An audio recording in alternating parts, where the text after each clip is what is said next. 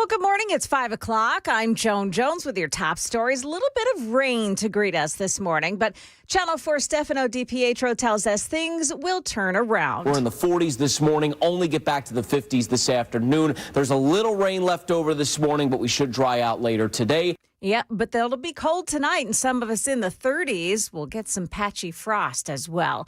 In the news this morning, Lipscomb University students are reacting now to the news that a 25-year-old woman was arrested yesterday for threatening to blow up the school. This student spoke to WSMV4. I think it's heavy.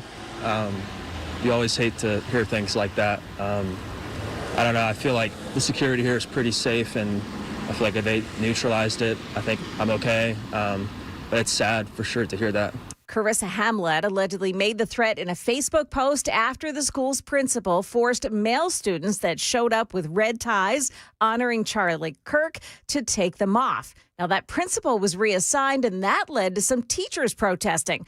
Hamlet's threat was allegedly in response to the school's handling of the incident. Meantime, Lipscomb admitted that it could have handled the assassination of Charlie Kirk better, saying a conversation to understand emotions would have been more helpful. Other news, Nashville's Board of Ethical Conduct is about to take a deep dive into the chair of the Metro Board of Fair Commissioners. Jasper Hendricks is accused of accepting free tickets to a NASCAR awards gala in 2023 from Bristol Motor Speedway, which had been pursuing approval from the city for a deal to bring NASCAR races back to the Nashville Fairgrounds Speedway. Hendricks calls the accusations baseless. A hearing is set for that and two other accusations for Monday, November 24th. Make that. Market numbers brought to you by Beacon Capital Management, online at beaconcm.com. Stocks started to slip after the Federal Reserve announced an interest rate cut. That's because Fed Chair Jerome Powell warned that it's not a, quote, foregone conclusion that the Fed would cut rates again in December.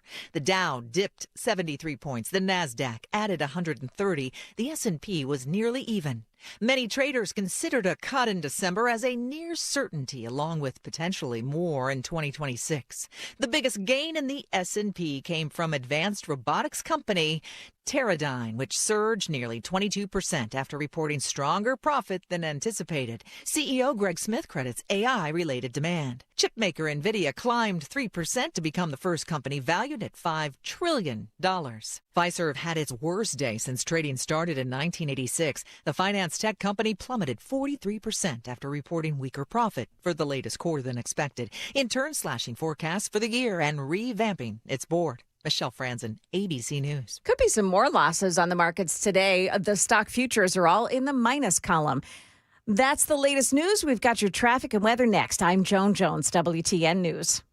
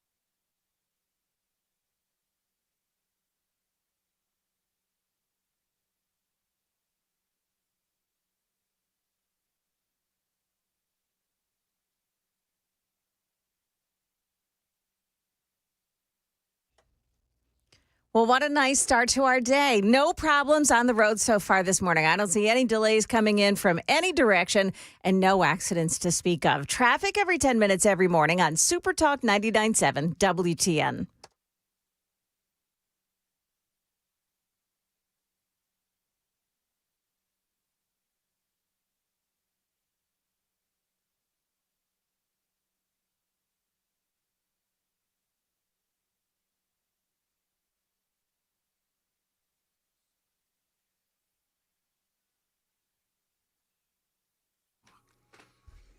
.506 Nashville's Morning News on Super Talk 99.7 WTN. President Trump, apparently we have a deal with China after his meeting with Xi Jinping. We'll be talking about that and a whole lot more as Nashville's Morning News unfolds for a Thursday. Is it okay to say Halloween Eve? Yeah, I think so. Thank the Lord Halloween is now on a Friday. You know my wife said? My wife was like, okay, now every Halloween for like the last many years, you are so anxious to get to bed, right? Because I got to get up early. Yeah. You know what she said to me last night? What's that? You have no excuse. You will go out with the boy. You will take him out trick-or-treating, because she's had surgery. So she is unable to go out and do the trick-or-treating duties. Because I usually hang out at the house, and I like giving out the candy to kids, which sounds a little creepy as I say that. But that's what I actually like doing. And I don't necessarily like going out and taking him trick-or-treating, but I have. So anyway, now it's on a Friday, so I'm going to have a late night Friday, but it is actually Halloween Eve. And I know, Joan, Halloween is, for Satanists and all that kind of stuff. Opening the portal. I would disagree. It does have a religious foundation. Yeah, if you're a devil opening worshiper. The portal. Well, no, in the Catholic faith, there is a history of going door to door and giving each other treats and things. Yeah. So. Are you dressed in devil costumes? Are you dressed in gore? And Do you know what? I dressed like a friar one year, if that helps. Do you know? Hey, Joan, can I just say you two need to STOP stop? Because if we keep talking about Halloween, then Sam is going to show up in his Batman onesie, which is what he told me earlier today. Hey, I'm going to show up in my Batman onesie. I asked what you thought. I didn't say I was going to do it. Would you refrain from that, please? What I thought was that sounds absolutely horrifying. It's not skin tight. It's got some looseness to it. It does have a cape.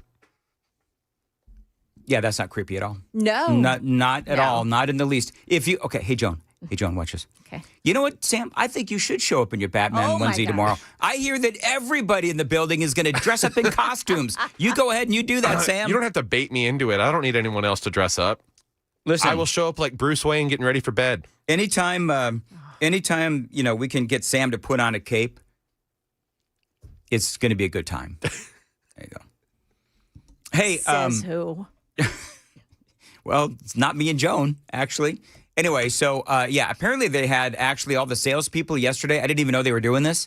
All the salespeople yesterday dressed up in costumes. Had no idea. That's because they have fun. They can afford costumes down on the first floor. Amen. There you go, Dan. There you go. Anyway, so there you go. And I did ask Amy, so if I'm going to be going out and taking, the little one trick-or-treating, probably for the last time, what should I wear? Because I thought maybe I should wear some sort of a costume, because you sometimes see adults, wearing costumes when they take the children out trick-or-treating. And she said, why don't you go as a really awkward, short, pudgy, bald man? Wearing a dad sweater. Wearing a dad sweater, which is that, are you commenting on my sweater? Oh, no, Dan, I wouldn't do that. I wouldn't dream of doing that. Mr. Rogers' costume department called and they want their sweater back. I was thinking he could just put like a red tie, like a collared shirt and a red tie under that. You know what? And you could be Mr. Rogers. So just we'll get you some Keds, some white Keds, right? So for people listening on the radio, I am indeed wearing my somewhat infamous, actually, Mr. Rogers, because other people have made fun of me for this sweater as well. I've had it for years. And I don't care. Sticks and stones may break my bones, but your words, Joan and Sam, will never hurt me. Do you know what could hurt me? What's that? Rampaging Muslims. Yeah. This is where we go into the content part of the audio program. So the UK is, as everyone knows, they are getting overrun with violent Muslims. There's no other way to say it. That is what's happening. And so there is a woman that called up, my friend Aaron sent this to me. Thank you, Aaron. This is such a great story. A woman calls a talk show in London. I don't know if it's called London Calling, but it should be. And she is crying. She is horrified. So what's going on in London and in the UK and basically all of Europe is that you have all this mass migration of Muslims. As you know, friends, if you listen to me, if you listen to the shows on WTN, you know what is going on. All these rampaging Muslims, they have absolutely no intention of trying to assimilate to the culture of Europe or the culture of the United Kingdom. As a matter of fact, it is their full intention to take over. And part of what's been going on there is mass stabbings. And again, you folks know that this has been going on. This woman called this London talk show, and she was in tears because she is angry. She's, of course, angry at the migrants, but she's also angry with the local politicians. And, of course, what's his name? The Prime Minister Keir Starmer. Is that what his name is? And yes. Yeah, and of course the mayor as well of London, which is Sadiq Khan. Of course, he is obviously a Muslim. This is what she has to say. The government are failing us. I'm so scared for my children. I have a 22-year-old son, and I'm begging him to move out of the country. What are these politicians doing to us? They're putting our children in so much danger.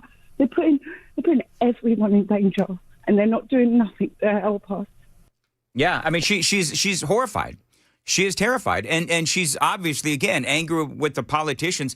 You know, just like we were angry with Joe Biden when he was in office and we had all of that rampant illegal immigration. And so what they are experiencing there is why Donald Trump is doing what he's doing here. The parallels between the UK and London and what is going on here in America, they're incredible, although they have it much worse. But as people often say, that we are behind them like, 5-10 years, you think, is what they say? So this is why Trump and the Republicans are very concerned about rampant illegal immigration. And so this show, again, it's like a news show, and the host takes calls and so forth. And she talks about how there's a lot of murders and stabbings that are happening in the UK. And when you listen to her and you listen to how the countless murders of locals by these migrants, what just happened, the most recent one here in the last couple of days, there was a migrant in Afghanistan. Total of 3 people this migrant stabbed. One person was killed. That dude was walking his dog. A 14-year-old kid was also stabbed, and another man as well. And, you know, this woman and her tears is really how we felt after the deaths of, I mean, you name the person here in America that's been killed by illegal aliens. You got your Laken Riley, you got Rachel Marin, and the countless other Americans who have been killed by illegal aliens. And I'm telling you, that is why Donald Trump won, I believe is a big part of it. I heard the Red Eye guys actually talking about, Sam, maybe you can find the poll, but there is some recent polling done where despite all of the controversy regarding ICE, the American people are still supportive of mass deportation because they've seen what is going on here in America. They've dealt with and heard about, and we've all been talking about the deaths of Americans at the hands of illegal aliens. Because Joe Biden and the Democrats, they were doing nothing to help us. And that is how this woman feels in London. And she's talking about how her best friend was murdered. Other people she knows have been murdered. There is a murder where she works. The government there doing nothing. This is exactly how we felt during the Biden administration. And so it feels like both here and in the UK, in greater Europe, this mass migration has completely destroyed these countries. In Europe, you've got these foreign nationals, and they say almost these foreign nationals, they're almost 3 times more likely to be arrested for sex offenses, 12% higher rates for violent offenses. So that is what's going on in these countries, and the people the people who live in these countries, they're horrified. They're pushing us to do something that we don't want to do. We are peaceful people. British people never vote against their government. Yeah. They're going to push us to it because they're not listening to us. Our friends, our family are dying.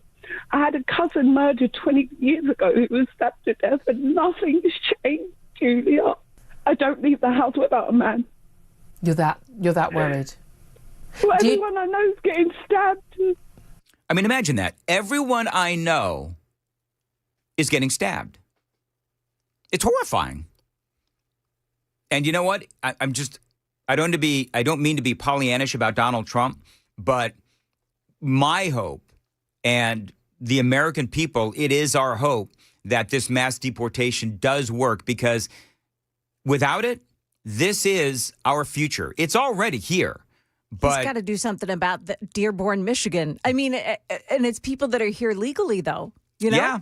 So there's a lot that needs to get done. There is a lot that needs to get done. And where do you even start? I mean, I think that Tom Homan is obviously off to a good start, doing what he can to get rid of the illegal alien gang members. And, we spoke yesterday with Jonathan Fahey about the battle that's going on right now within the Trump administration. We'll come back to one more audio bite coming up. Also, we've got the details on that poll regarding Americans and mass deportation. We've got that. And an incredible poll coming out of the city of Manhattan, New York, and their upcoming mayoral election. And we've got that story for you as well. A very busy morning on Super Talk 99.7. Time to check the roads. Got an accident now. It's on the westbound side of 24 in Murfreesboro. Just before Church Street, they're saying there's some road work there and the right lane is blocked off. Just be careful as you approach that. There's also an accident, Night Drive in Nashville, just south of Briley Parkway. Traffic every 10 minutes every morning on Super Talk 99.7 WTN. Thank you, Joan. 517. As far as your weather goes, a shower in spots this morning. Otherwise, mostly cloudy and cool. A high of 55, feeling like 51. So you've got that poll in front of you real quickly. I've got one more audio bite that I want to play from this woman. But Sam, you have that poll that shows that how many is it 2/3 of Americans? So it's a Harvard-Harris poll taken October 1st and 2nd. 56% of registered voters support deporting all illegal aliens, and a whopping 78% support deporting criminal illegal aliens. How many percent? 74?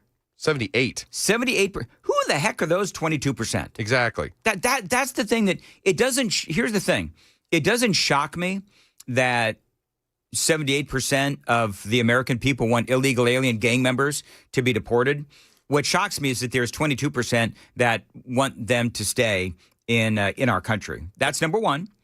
Number two, of course, we all know Gavin Newsom. He really is the king of illegal immigration. I mean, of course, we have Alejandro Mayorkas, President Biden.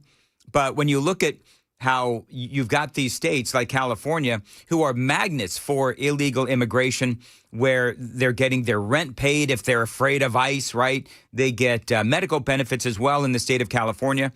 All of these things really do show what damage the Democrat Party can do in 4 years. And so that's what Donald Trump has been trying to do. And so in Europe, they're talking about how you have all of these people coming in, the mass migration. You have these people coming in from Africa. You have these people coming in from the Middle East. And these are people, again, that refuse to integrate peacefully into the local culture. They will murder and rape and pillage at will because that's what they did where they came from. And they're not facing any kind of ramifications or consequences there in Europe and in London. Do you think that's part of the issue, that they don't live in the real world?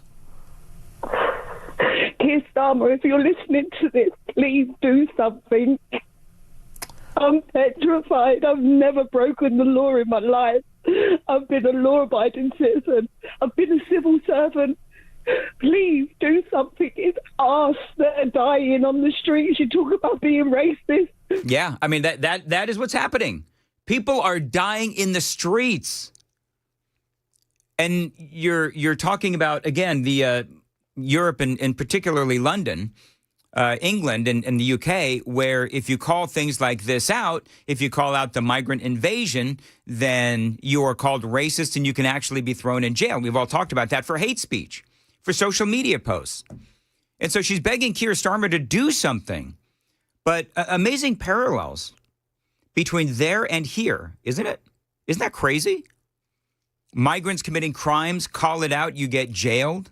Now, we don't get jailed here, but who knows if that's coming? Who knows what'll happen? And that's why I believe that Donald Trump has been, and again, I don't want to be, Pollyannish when it comes to Donald Trump and what he's doing. There's a lot that needs to be done. But I think that what he's doing is absolutely necessary because he gets it. He understands. Republicans understand. And so this is why the issue with illegal immigration is so incredibly pressing and why we need to continue to do what we're doing. And this is why the midterm elections is so incredibly important. Listen to this headline. New Yorkers predict the city will become a cesspool of violence, vacant stores, and anti-Semitism under Mamdani if he wins in disturbing new poll. But this is why they will give him a landslide victory anyway. You're not going to believe this story. It is from the Daily Mail, and we're going to talk about that and a whole lot more. Super text line is up and working, I believe, 615-737-9986. Hey, great news, Joan. The cable TV is kind of sort of working in here. It kind of glitches, right? It's all glitchy like my brain in the 5 o'clock hour. What happens in the 6 o'clock hour? It gets even glitchier. 7 o'clock, even glitchier. And by 8, it is just, it's like the Pac-Man ghost dying. Anyway, it is 5:22. Joan, what's coming up in the news? Coming up here, Dan, see, you caught me off guard. Talk about glitchy brain. Charges dropped against a former police officer who was jailed for posting a meme. This was your story from yesterday. Also, President Trump and China's president have come to an agreement, and we're going to take a look at whether that actually means a trade deal. That's what's coming up here at 5:30 on Super Talk 99.7 WTN.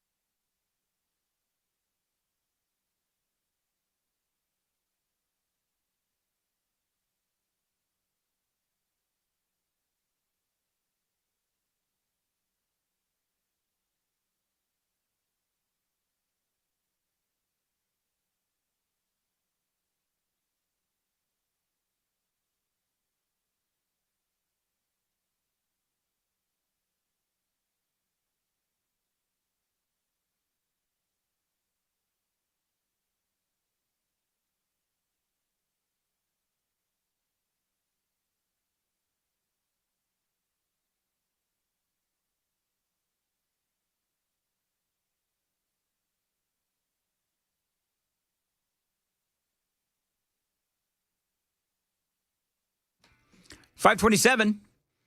Nashville's Morning News on Super Talk 99.7 WTN. Appreciate you being here. You know, it is amazing. I don't even know if I have enough time to do this.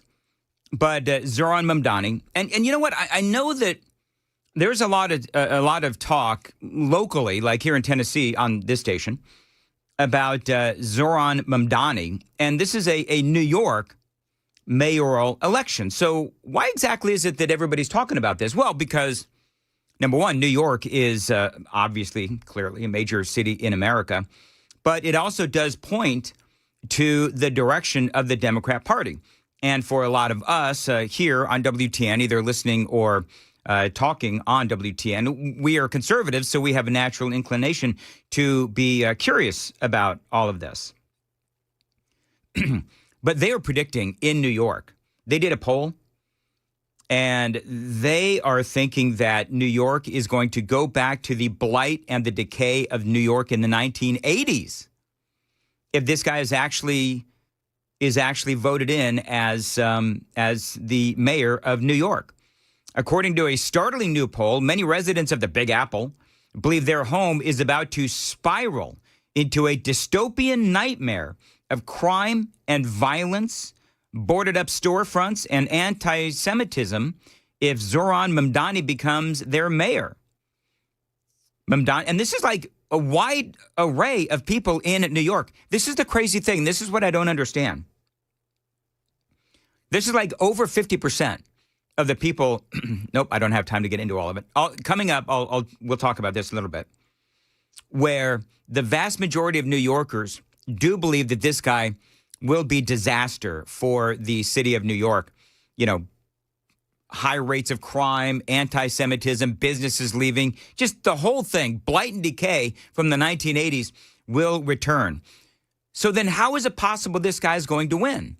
Well, it has to do with you've got Curtis Sliwa and Andrew Cuomo. They are splitting that other than Mamdani vote, which I talked about yesterday. But also it's just the number of people that care enough to vote. The leftists there in New York are so crazy and so rabid and so insane and so irrational that they are going to go to the polls, relatively speaking, in big numbers. And the majority of people in New York, they don't even vote, don't even pay attention. Got a lot more straight ahead. It is 5:30 on Super Talk 99.7 WTN.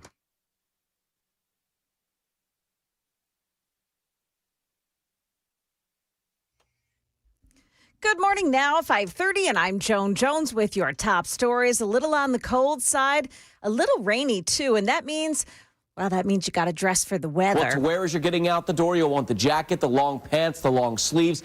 Keep the umbrella handy for now, but it's not an all-day thing.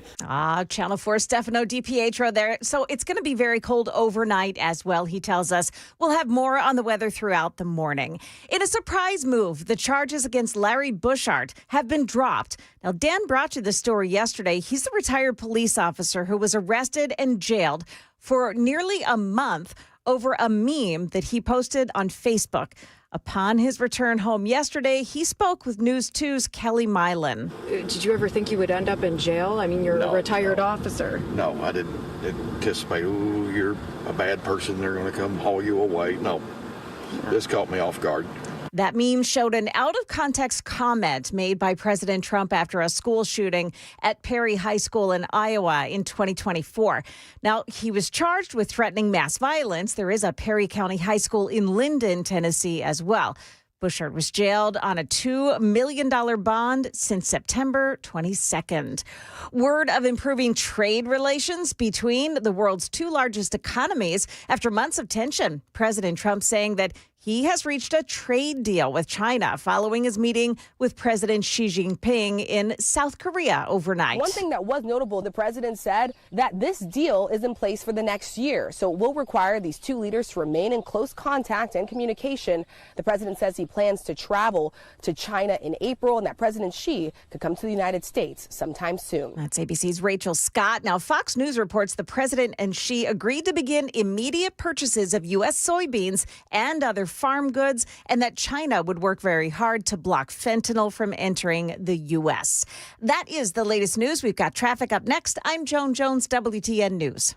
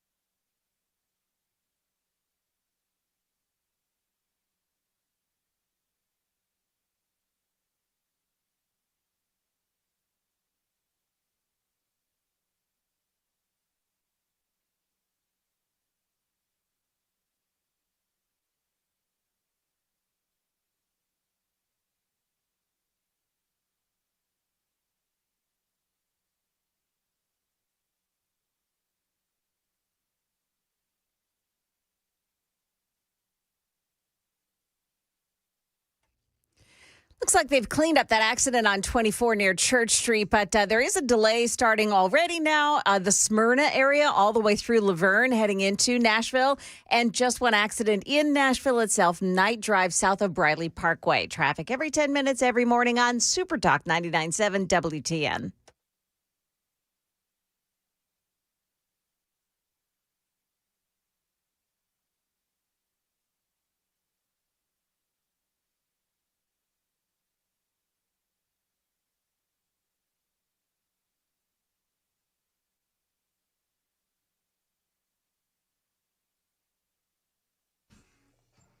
.536 on Nashville's Morning News on Super Talk 99.7 WTN.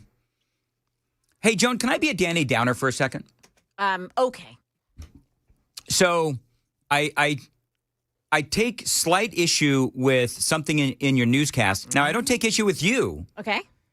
But President Trump and Xi Jinping talked about fentanyl. Yeah. BS. Yeah. They've been talking. Biden had that conversation with Xi Jinping as well. And I believe that Donald Trump in the first term also had that conversation. If they really wanted to clamp down on the fentanyl, they would do it. But they don't. It is still a problem. It is still a thing. And we can do everything we can to try to, protect our border and protect our people. But that stuff still comes from China. So it's a great talking point. I don't mean to, be a Danny Downer here. But this is like the same old story. Yep. With Trump. She had to say that because he wanted to get the tariff off his back. And President Trump did say that he would, Trump said he would cut the tariff rate on Chinese imports by 10 points from 20% to 10%. Though an aide clarified that the rates would be closer to 45 to 47% in response to Xi's promise to crack down on the flow of fentanyl. So how do they, I wonder, and how do they confirm that they're cracking down on fentanyl? Yeah, so that's an issue. It's not clear how they confirm that. Well, exactly. In other words, when you have these kinds of high profile meetings, each side needs a victory, right? So Trump needs a victory. And so he can come back to America and he can say, hey, we got China to crack down on fentanyl. Okay. Yeah. What does that mean? Like, how do we know that we're not going to see another 100,000 people die in 2026 and 2027 from fentanyl, where the ingredients go into Mexico and then that's where it is then assembled and it comes into America? How do we know? One way that the accountability part of this may lie in reciprocal visits. So the U.S. President Trump is traveling to China in April, and she is coming to the U.S. later this year. No, it can't be later this year. Maybe. So there's going to be reciprocal visits, and upon those visits, they're going to have to come up with some accountability. China is not our friend. China never has been. Yep. China is absolutely not our friend. So I just don't think that President Trump's the wool is being pulled over his eyes. I think his eyes wide open, but he's doing his best to, diplomatically make them feel warm and welcome and better get it done. We'll have to see. And I think maybe, for Trump, he knows that he needs to come up with some sort of a tariff deal with China as well. Right. And so, because let's be honest, I mean, both sides of this have to economically play nice. Yeah. And so Trump, he knows that he can't continue to charge or tariff China at 100%. He knows that something's got to give. And that was a threat that he made to Xi Jinping and so forth. And so he knows that at some point, everybody's got to come to an agreement. But I would respectfully, if I was in the White House press briefing, I would say, tell me what is different between when Joe Biden had his meeting with Xi Jinping and they said the same thing, 3 years ago, 4 years ago, whatever it was, and Donald Trump now. How is there accountability? How do we confirm that this is working? That's why we can't have nice things around here, because you would get kicked out and never seen again in the press briefing room. That's fine. It's really crowded in there, and I bet you it smells too because it's all hot and stuff. So I would have no fun in the White House press briefing room because everybody's really compact and tight. Hey, have you heard real quickly? I'm done. I actually looked back at that article that I was talking about with Mamdani. Yeah. So by and large, unless Curtis Sliwa, just very quickly, unless Curtis Sliwa drops out and that Sliwa vote goes to Andrew Cuomo, Mamdani is going to win. Oh, yeah. And you know what? Like, here's the thing. You know how when the Joker said some people just want to watch the world burn? Yes. So yes. I don't necessarily want to say that I want to watch New York burn. I don't, because I know that there's a lot of good people in New York. Yeah. But listen, if they don't go out to vote, and if Mamdani's supporters do go out to vote, I don't know what to tell you. Yeah. You know, if there are a lot of people in New York who will be horrified at what Mamdani is going to do, but if they don't go out and vote, then, you know, there's enough people in New York to defeat Mamdani. But if they don't go vote, then I don't know what to tell you. You know, but people, I mean, the dire predictions from this poll, people saying that there's going to be, you know, mass migration out of the city of New York, and you know, if you've lived in the same you know, borough or whatever in New York, and you've been there for 50 years, 40 years, whatever it is, do you actually pick up and move? That would be really difficult because this is your home. But you've already seen the erosion of New York under Democrat rule, and this is only, according to many people in New York, it's only going to make it worse. So, and if you do want to move from New York, there's this great state called Florida. Oh, and Kentucky. Yeah. DeSantis is like, you know, very excited about this. I mean, Yes. he is pulling out all the stops, and it wouldn't surprise me. But you know, if you've got a New York-based business, like if you own a bodega, I think that's what they call them, right? Mm-hmm. So if you own a bodega, which is like a store, and your family has owned it for 50 years, and you know that Mamdani is coming, and he's going to try to bring in government-run grocery stores and all that kind of stuff, you can't just pick up and move. I mean, if you've lived in New York all of your life and this is a family bodega, I don't know. I don't know what options those people have. I mean, do you pick up and move to Florida and try to figure out something else, you know, to do with your life? I don't know. But for me, if Mamdani gets in, I'm actually, believe it or not, and I hate to say this, but I'm kind of looking forward to seeing what happens.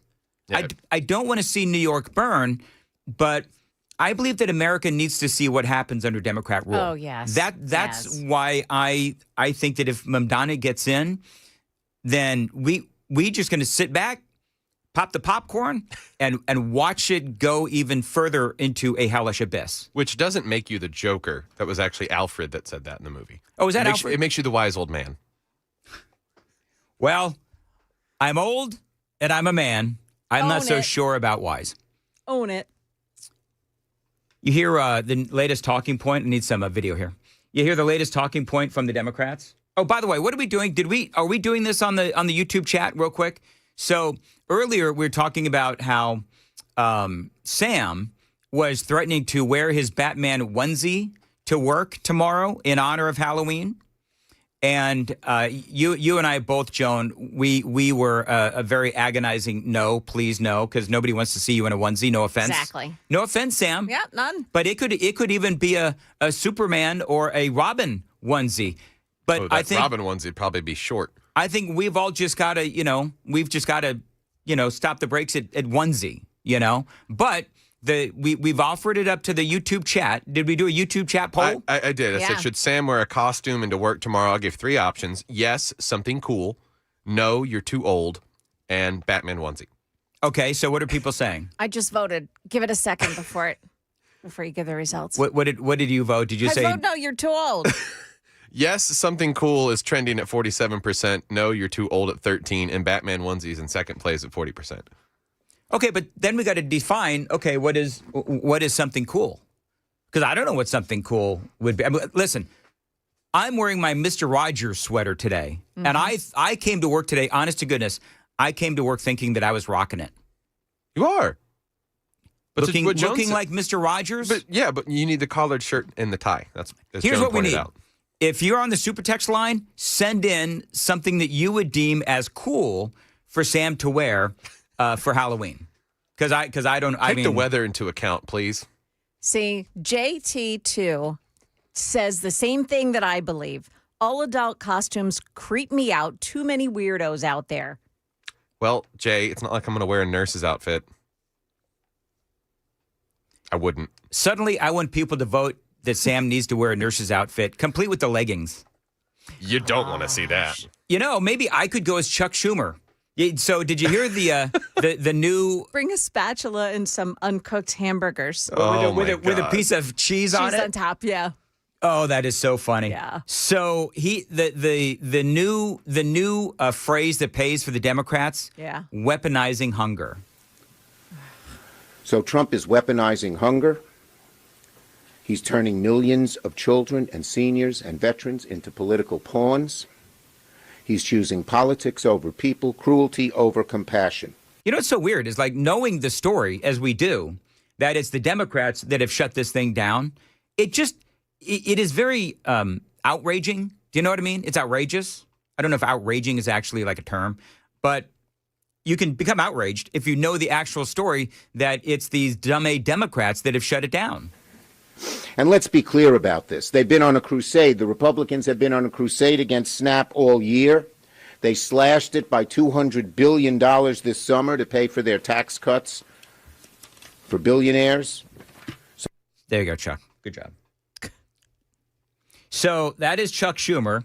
And Hakeem Jeffries also got the memo that what the Republicans are doing is weaponizing hunger. Johnson understands that the second Trump term has been a national nightmare, and the notion that the American people will have to experience more of what they are dealing with right now. Largest cut to Medicaid in American history, Republican health care crisis, threatening to starve children and seniors and veterans by cutting off SNAP. The administration is clearly trying to weaponize hunger. So weaponize hunger is the new phrase that pays. And I think it's ridiculous because we all know all the Democrats have to do is show up and vote for the continuing resolution. That's all they've got to do. And they wouldn't do it. They refuse to do it. So we'll have to wait and see. Today's the 30th day? Day 30, right? Yep. Day 30? Yep. Okay. It's October 30th. It's been going on since October 1st. So I think this whole thing at this point, and Brian predicted the other day, I think it was yesterday, Brian predicted, Wilson said that his prediction is that this is going to open up pretty quickly. I think the Democrats do realize that they are losing the PR war here in this case. That's number one. And number two, I don't believe that they want the loss of the SNAP benefits to be hung over their shoulders, which is exactly where it would be. John Thune. Now, I'm going to say this about John Thune, Senate Majority Leader. Number one, he's clearly better than Mitch McConnell because he can, at this point, put a sentence together, and we know that he's not going to freeze. But I'm not saying that. Down. What'd you say? Or fall down. Or fall down. Yeah. And we're not dissing on old Mitch. No, but you know what, dude? When you're freezing and falling down, it's time to hang it up. And you people in Kentucky that I know you're listening, what is wrong with you? Like, he's too old, man. Find a good young Republican out there or a good Republican that won't fall down and won't freeze. And again, I'm not hating on Mitch McConnell, but I'm just saying there does come a time. I did like, though, what John Thune had to say. This was yesterday. He got really passionate about this notion that Republicans are weaponizing hunger. Let me just point out, if I might, that we are 29 days into a Democrat shutdown. And the senator from New Mexico was absolutely right. SNAP recipients shouldn't go without food. People should be getting paid in this country. And we've tried to do that 13 times. See, here's the reason why this made headlines, Joan, is because he's actually showing some pissed offedness. Right, and he's so level-headed. And this is a guy that is level-headed. This is like, on occasion, I scream. Yeah. You know what I mean? And so, you know, when I get really emotional and I think I've done that maybe a handful of times over the years. So for Thune doing this, it actually made some headlines. You voted no 13 times. This isn't a political game. These are real people's lives that we're talking about. Go get him, John. And you all have just figured out 29 days in that, there might be some consequences. There are people who run out of money. Yeah, we're 29 days in. And they've done their best to make sure that a lot of these programs are funded. But at some point, the government runs out of money. Yep, at some point, the government does run out of money. That is John Thune. And he went on. He went on for like 8 minutes. I don't have time to play the entire 8 minutes, obviously. But right now, at this point, I think it's just a PR game. And I think that at some point, and Brian and I spoke about this yesterday, where if they solve this and if they are able to pass the continuing resolution, then will the American people forget about this in time for the midterm elections? But here's the thing. So if let's say that because there's supposedly some backroom negotiations going on now. Let's say this thing gets solved today, right? But doesn't it just go till a few weeks? And then we're in the same boat again, right? Because then this current continuing resolution goes till, was it November?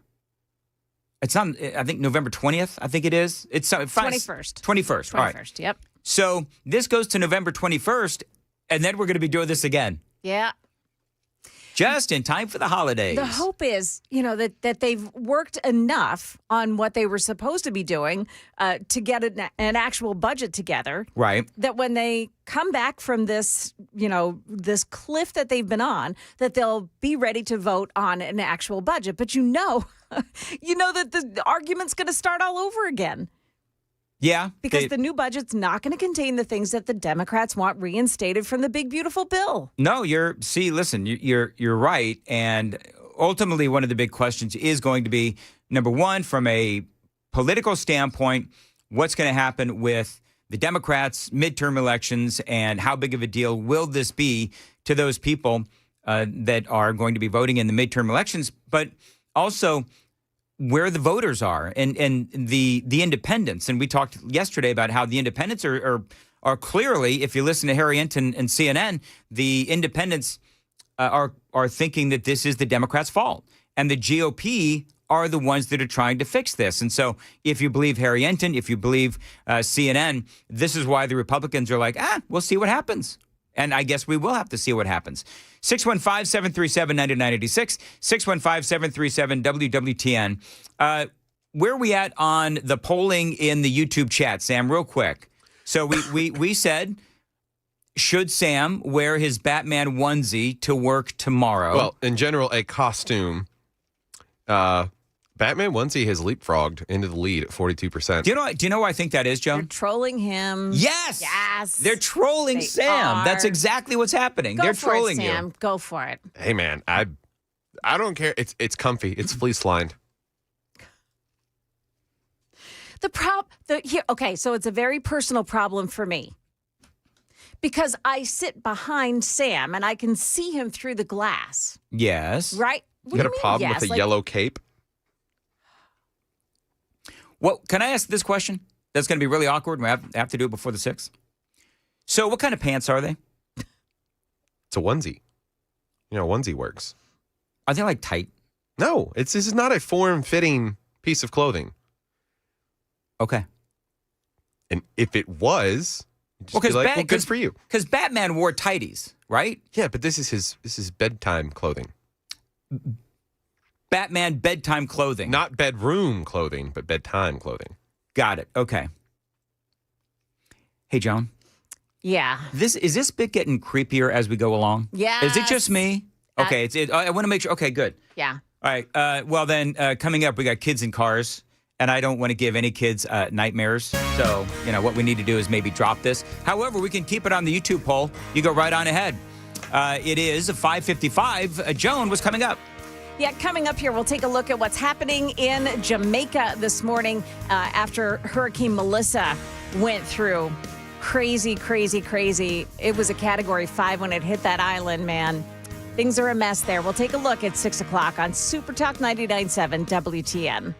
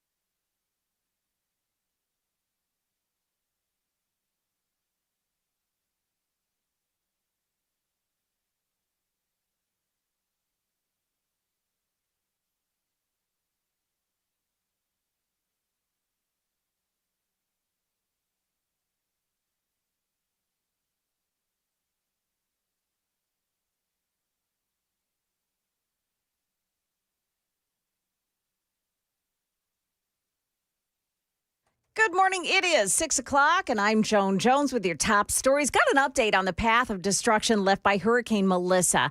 The Jamaican transportation minister saying that Kingston Airport is going to reopen at 7 o'clock this morning. And they are also telling us that Montego Bay Airport will open too, but that one only for relief flights, no commercial flights. ABC's Jacqueline Lee. About 25,000 Jamaicans are in shelters and about 25,000 tourists are stuck on the island. The water level reached me to my waist. I was stuck in my house. They had to break into my home to save me. In Cuba, about 750,000 people remain in shelters, with officials in Haiti reporting at least 40 deaths so far. Yeah, there were dozens of deaths recorded in Haiti, Jamaica, and the Dominican Republic. The recently fired city manager in Lewisburg, Marshall County, is facing more charges today. Police report Roy Hayslip, was caught stalking the woman who has an order of protection against him. Channel 4's Alexandria Adams. He was arrested Tuesday for following a former city employee to the gas station. Well, police say that Hayslip pulled up next to her before watching her pump gas from inside of the store. Police then had to escort her while she dropped her child off at school. Now, he was fired earlier this month by the city council for a similar incident. 10,000 students showed up for the Turning Point USA campus visit at Ole Miss last night. Erica Kirk introduced Vice President J.D. Vance. The most important advice he ever gave you was fall in love, get married, and start a family. And I can't honor Charlie without repeating that most important advice. J.D. Vance delivered those remarks before taking questions from the audience, just like Charlie Kirk used to do. Market Numbers Report brought to you by Beacon Capital Management, online at beaconcm.com. Even a new U.S.-China trade pact and an interest rate cut from the Fed couldn't inspire equities traders Wednesday. The Dow Jones fell back 74 points to close at 47,632. The S&P finished flat. The Nasdaq, though, added 0.5% for a new record close. Shares in Meta fell as much as 9% Wednesday after the parent to Facebook and Instagram disclosed a $16 billion one-time tax charge resulting from President Trump's tax and spending bill. Meta does expect long-term benefits from that package. More Outback Steakhouse locations are shutting down as part of Bloomin' Brands' overall turnaround plan. Workers at shuttered Outback locations will be offered opportunities to work at other company restaurants in the Bloomin' Brands portfolio. Jim Ryan, ABC News. Stock futures this morning. Looks like things are pointing down before the start here. We've got Dow futures down 120 points right now. That's the latest news. We've got traffic and weather ahead. I'm Joan Jones, WTN News.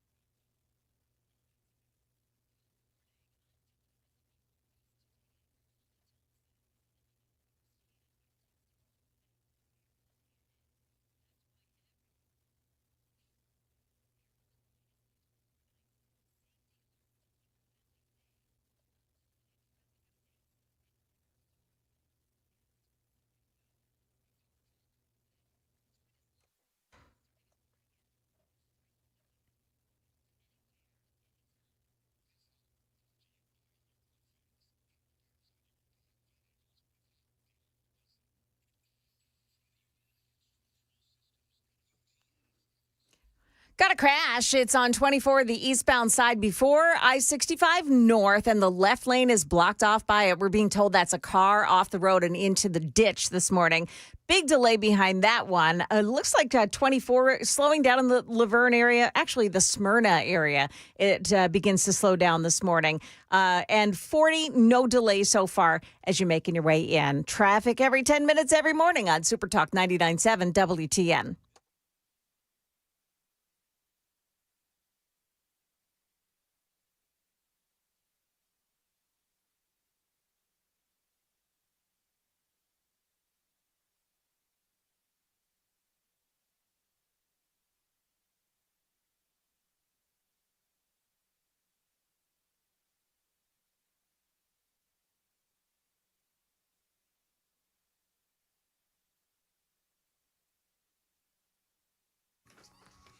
.606, Nashville's Morning News on Super Talk 99.7 WTN. Good morning to your friends. Hope you are doing well. Hey, 6:36, I'm really looking forward to speaking to Doug Crulin. Now, he is president and CEO, Joan, of BNA. Ah, nice. BNA is, of course, under this major expansion. And also, one of the things that I want to talk to him about is, we have all of these, because, the government is shut down.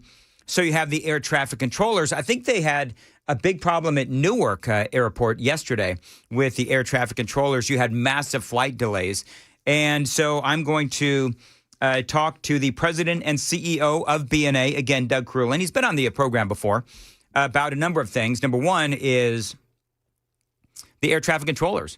And are we facing the same challenges here that we see in some of these bigger cities? So that's number one. The other thing we're going to talk about is, of course, the expansion at BNA.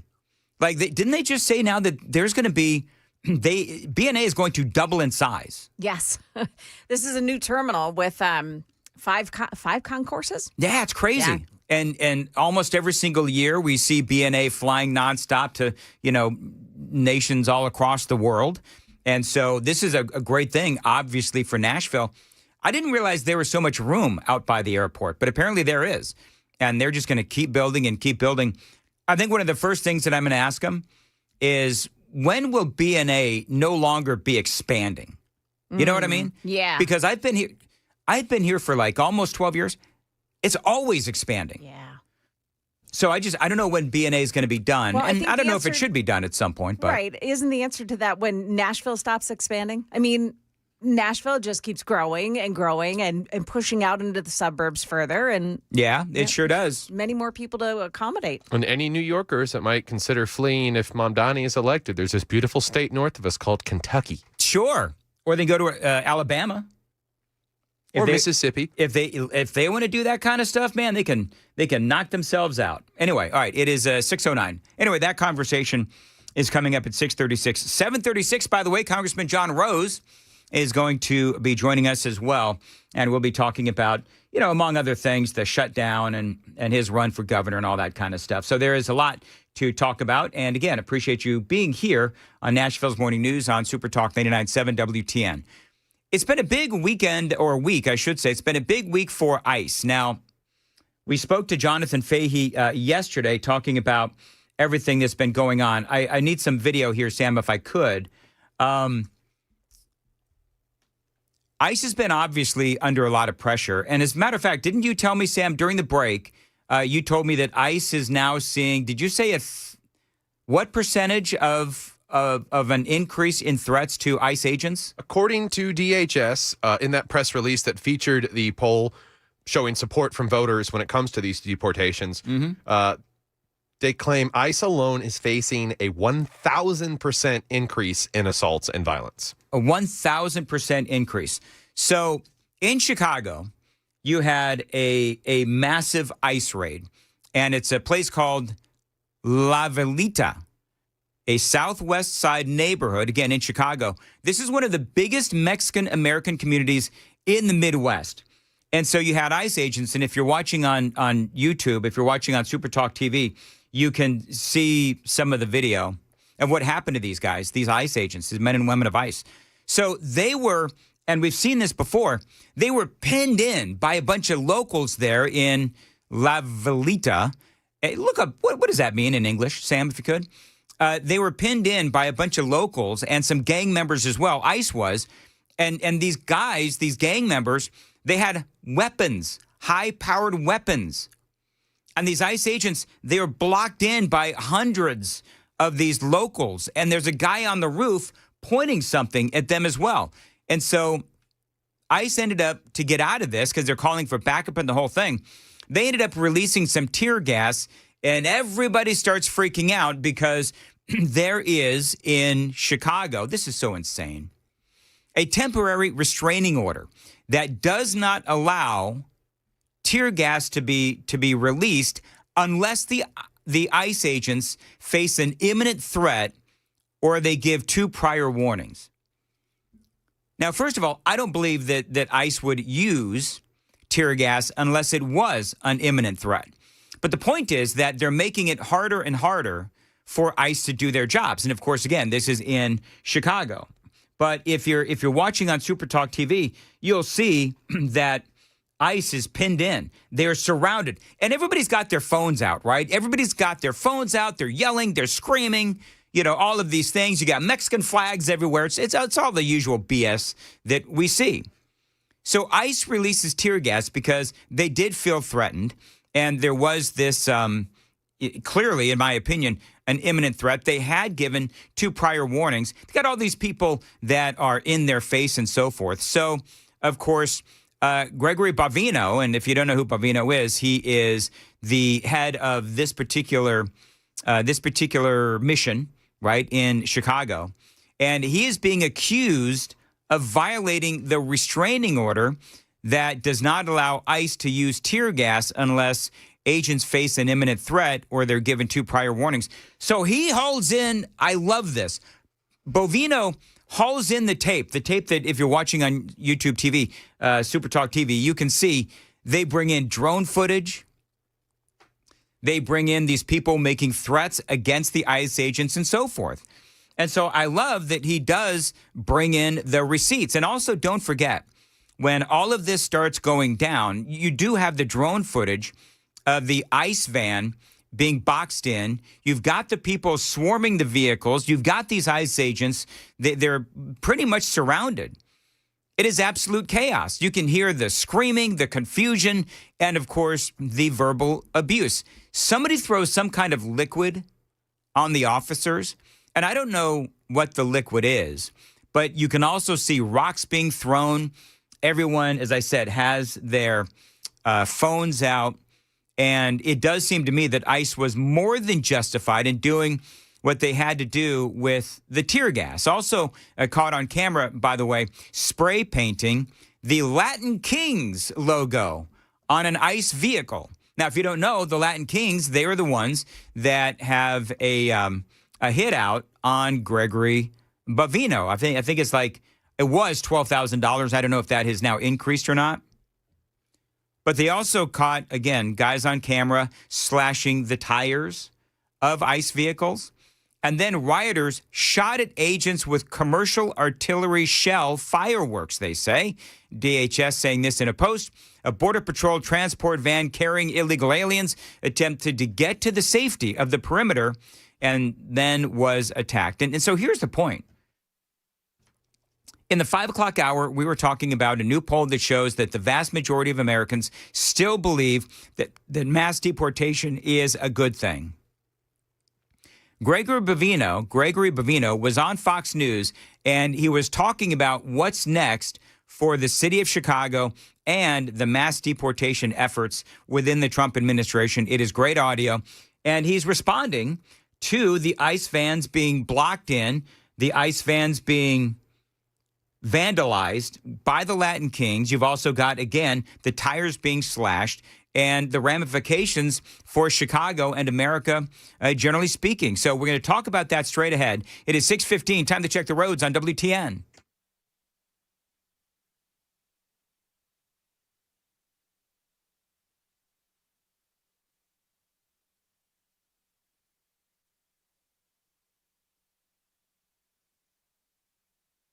Thank you very much. As far as your weather for today, hey, I want to do this too. Joan, if you could pull up the forecast for tomorrow night Okay. So that we can do in Joan's eyes, so that we can do a satanic evening forecast.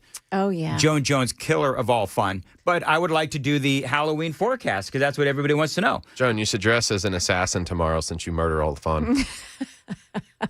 Fun killer Joan Jones. Sure. So what is the weather for tomorrow? Well, it'll be dripping in blood. Oh, gracious woman. You don't want to hear that? No, I want to know how is there going to be rain? Is it going to be so it cold? says partly cloudy skies, low 41, winds light and variable. Do you know what we need to do? What's that? Should we get Stefano DiPietro on?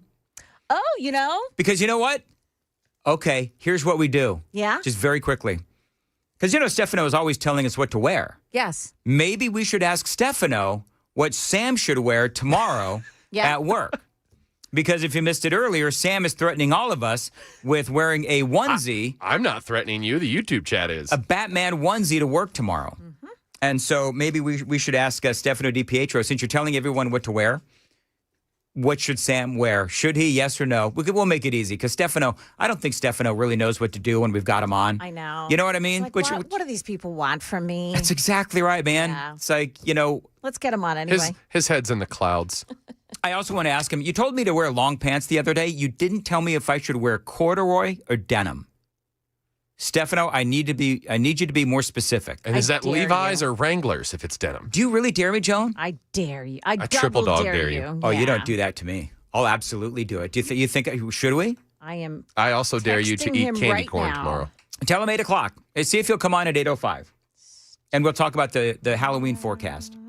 Anyway, real quick. Okay. By the way, Sam was telling me $50,000 for the assassination of high-ranking officials within the Trump administration. One of those high-ranking officials, Gregory Bovino, was on Fox News. First and foremost, those operations continue. They continue unabated. The temporary restraining order and the meetings with the judge and all the other accoutrements that comes with what her orders are that will have no effect on. Yeah. Remember the judge in Chicago? We talked about this at great length yesterday. You've got a judge in Chicago who was demanding that Bovino, who has that $50,000 bounty on his head, check in with a judge every day between 4 and 6 to talk about what'd you do today, how did it go, you know what I mean?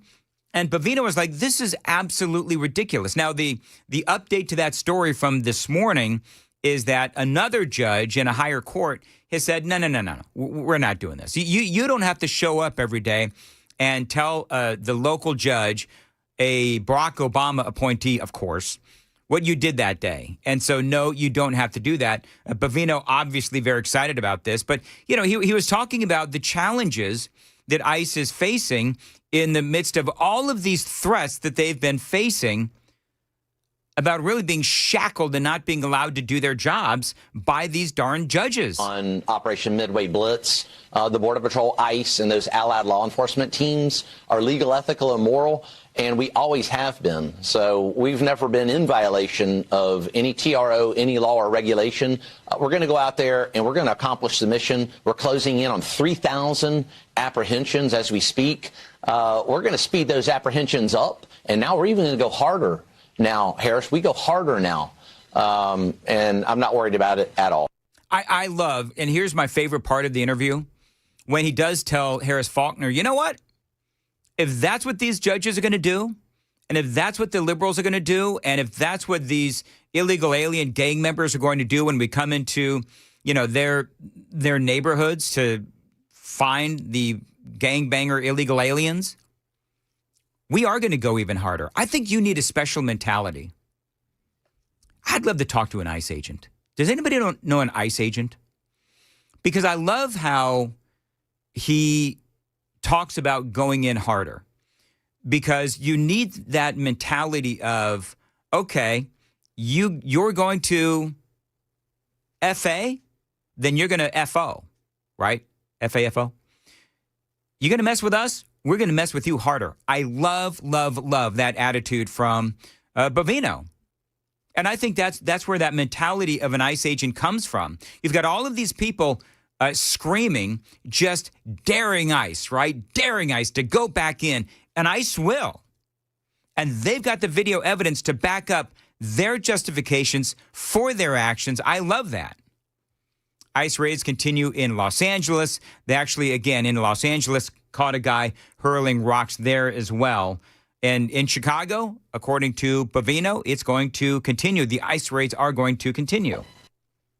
I was not able to even mention that yesterday. I did very little talking, as you know, there in that hearing. That did not come into that conversation. But when you talk about violent gang members, violent transnational criminal organizations, and the violence that our agents are seeing out there on the street, that certainly does need to come into the conversation, because a bounty on someone's head, that ratchets up the threat picture out on the street, especially when you have Mayor Johnson calling Border Patrol agents barbarians. When you put those two together, that doesn't add up to something that that's acceptable for law enforcement, nor the good citizens of this country. Anybody know an ICE agent? Like, do you think an ICE agent would like talk to me anonymously? Can you disguise voices on this system in here? We might be able to, or somebody can like change their voice on their phone. I think there's apps that can do that. Oh yeah. Just go to Party City and get one of those voice modulator megaphone things. Yeah, because I would love to. I'm actually quite fascinated, and I have been for a long time, about the psyche of an ICE agent having to go in and face these kinds of crowds, and the anger and the just absolute animalistic behavior of these people in these cities, whether it is Chicago or even Nashville, whatever. Because you've got to have that psyche where when you face that kind of opposition, that kind of pushback, you want to push back 5 times harder. Because that's the mentality that Donald Trump has, right? Trump has that mentality. You know that if you try to hit Donald Trump, he's going to hit you back 5 times harder. You always know that. And he will be relentless. And I think ICE has got to have the same mentality. So anyway, I'm gonna see if I can find an ICE agent who will actually talk to me and tell me what it's like. She'd probably call Afton Baines, and she wants to dox him. Sure. Hey, Afton, do you know any ICE agents? Yeah. Since you're trying to dox them, do you have a phone number that I can call? Anyway, it is 6:23 on Nashville's Morning News on Super Talk 99.7. Joan's got the news at 6:30. Joan. Yeah, so for people who do enter the country illegally, there's a new penalty that they face. Got the details on that coming up here at 6:30 on Super Talk 99.7 WTN. Thank you, Joan. Appreciate it. 6:23 on Nashville's Morning News on Super Talk 99.7 WTN, 615-737-9986. The Super Text line is open. I want to tell you about my friends at Window Nation. Now, this is a great company. I have, count them, not 1, not 2, not 3, but 4 windows from Window Nation in my home. This is a great company, and you got to go through them if you want to get new windows, because the colder weather is here. Like it or not, got a low of, 41 going to be tomorrow night for Halloween. And so before you know it, it's going to be down into the 20s overnight. And if you want to keep that warm air in and that cold air out, you've got old windows that really don't keep the hot air in, you've got to call Window Nation. They've got a great deal going on right now. You buy 2 windows, you get 2 windows absolutely free, and there's no limit as to how many windows you can buy. So if you buy 4, you do the math. Then you get another 4 free. So that's the great thing about Window Nation. They are always trying to save you money. Again, check them out. This is a great deal. It's almost over for the month of October. You've got, today and tomorrow. You buy 2 windows, you get 2 windows free. There's no limit. And you don't pay anything. No interest, no payments for 2 full years. So call my friends at Window Nation and find them online, windownation.com. That is windownation.com. Tell them Dan Mandis told you to reach out, windownation.com.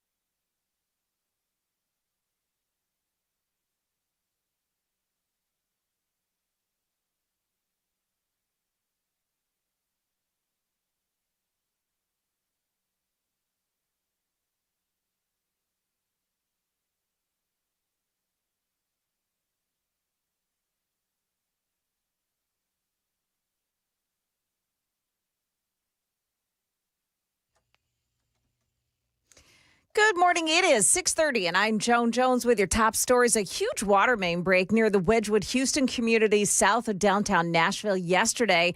This happened in the 400 block of Chestnut Street just before 1 in the afternoon.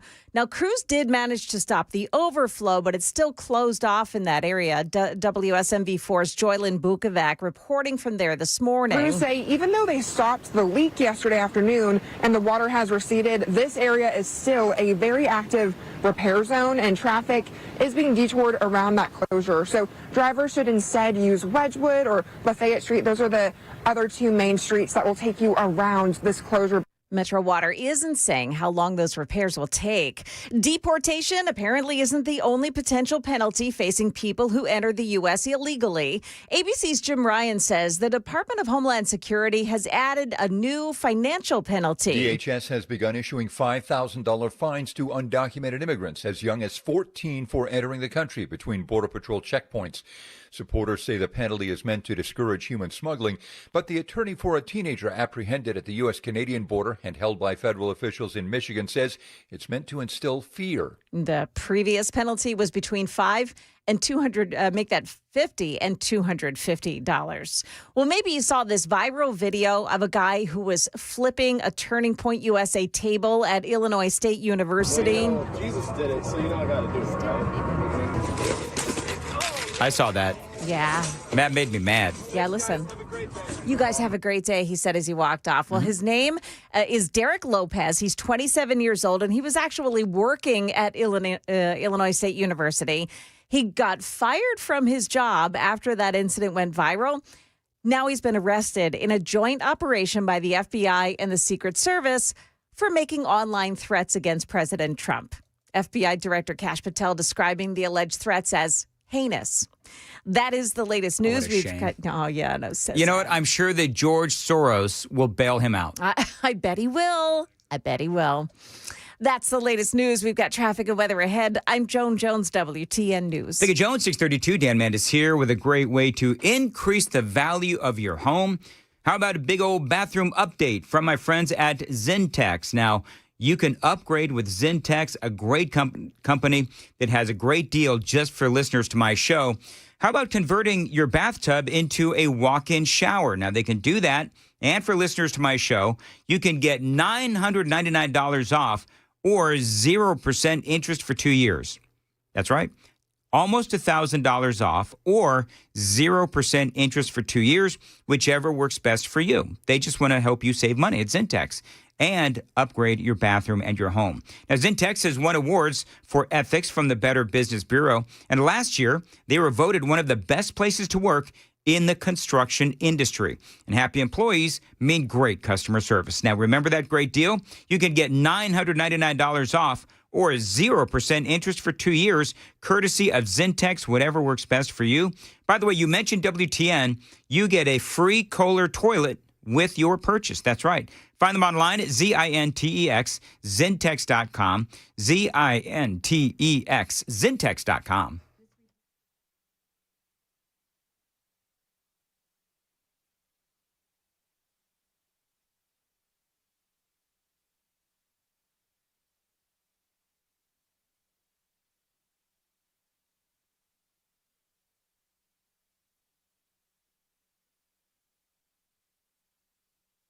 Dan Mandis here, 634, Nashville's Morning News on Super Talk 99.7 WTN. I want to tell you about Brentwood Jewelry.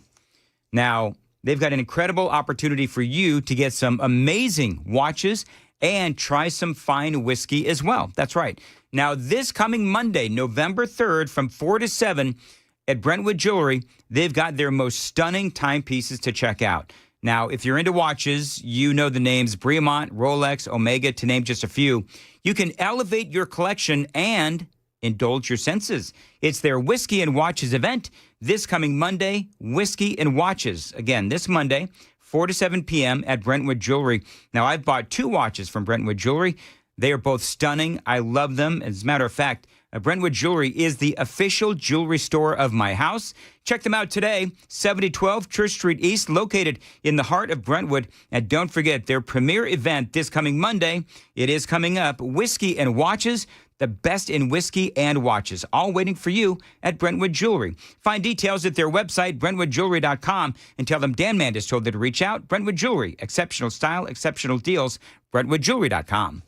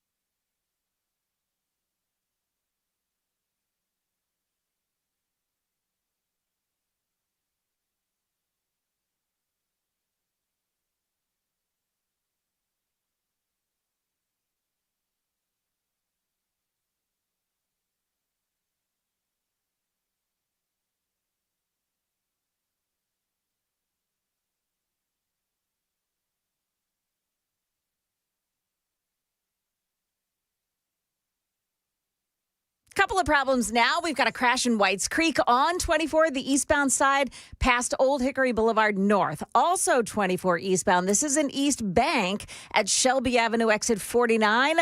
The crash takes out 2 left lanes. Bellevue, 40 eastbound, before Bellevue exit 196. Right lane is blocked off by a crash. And also in Franklin, got an accident on 65 northbound lanes before I-840. It's north of the Thompson Station Road overpass. Traffic every 10 minutes every morning on Super Talk 99.7 WTN.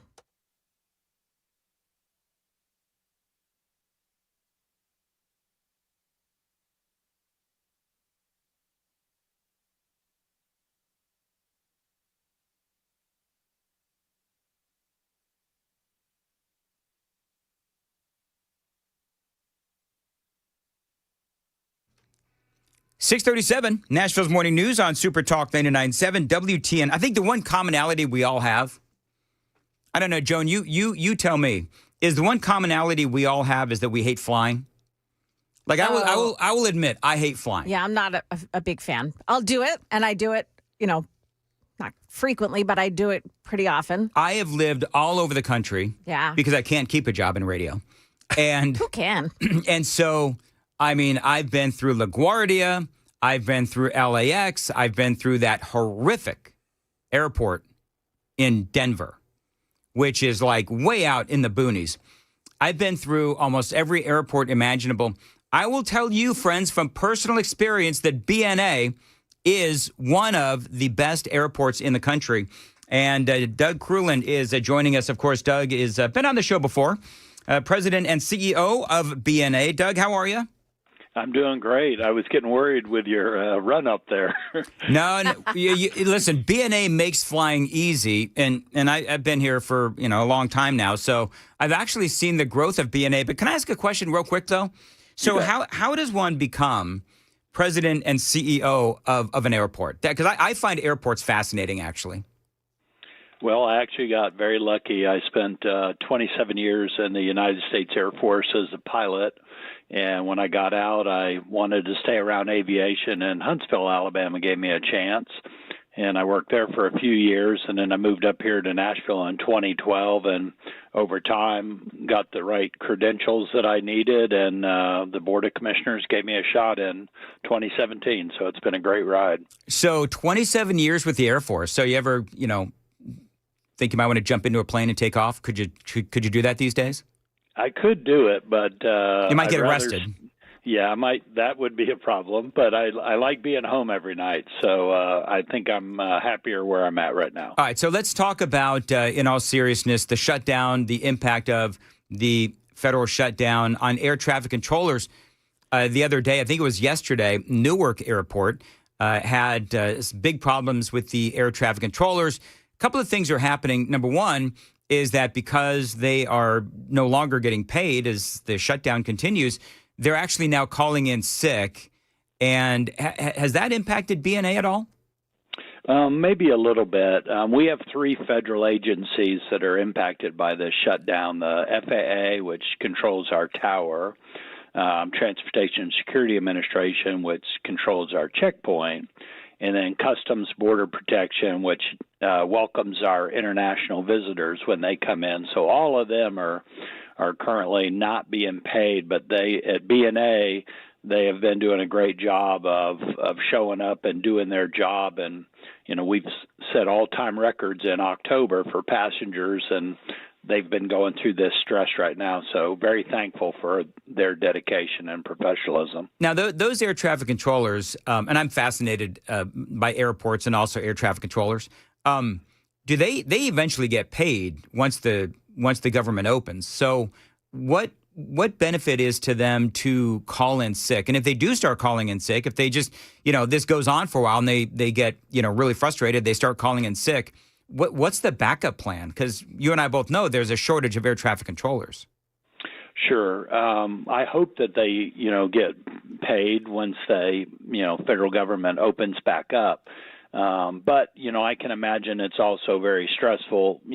Everybody, including myself, we all have bills that we have to pay and food to put on the table and that. So, they may take, sick at times for just the stress that they have to deal with.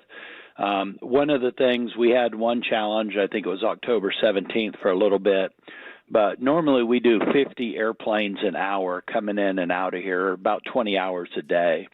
And when we had a challenge with the FAA filling out their staff in the afternoon, they had to reduce from 50 an hour to 20 an hour. So that delays the flights arriving and departing in and out of here, and it causes the airport authority a congestion issue at that time. So we all know that BNA, and I was talking before you came on, that I feel like I've been here a long time, and BNA is always expanding. So I want to specifically talk about the BNA expansion going on right now.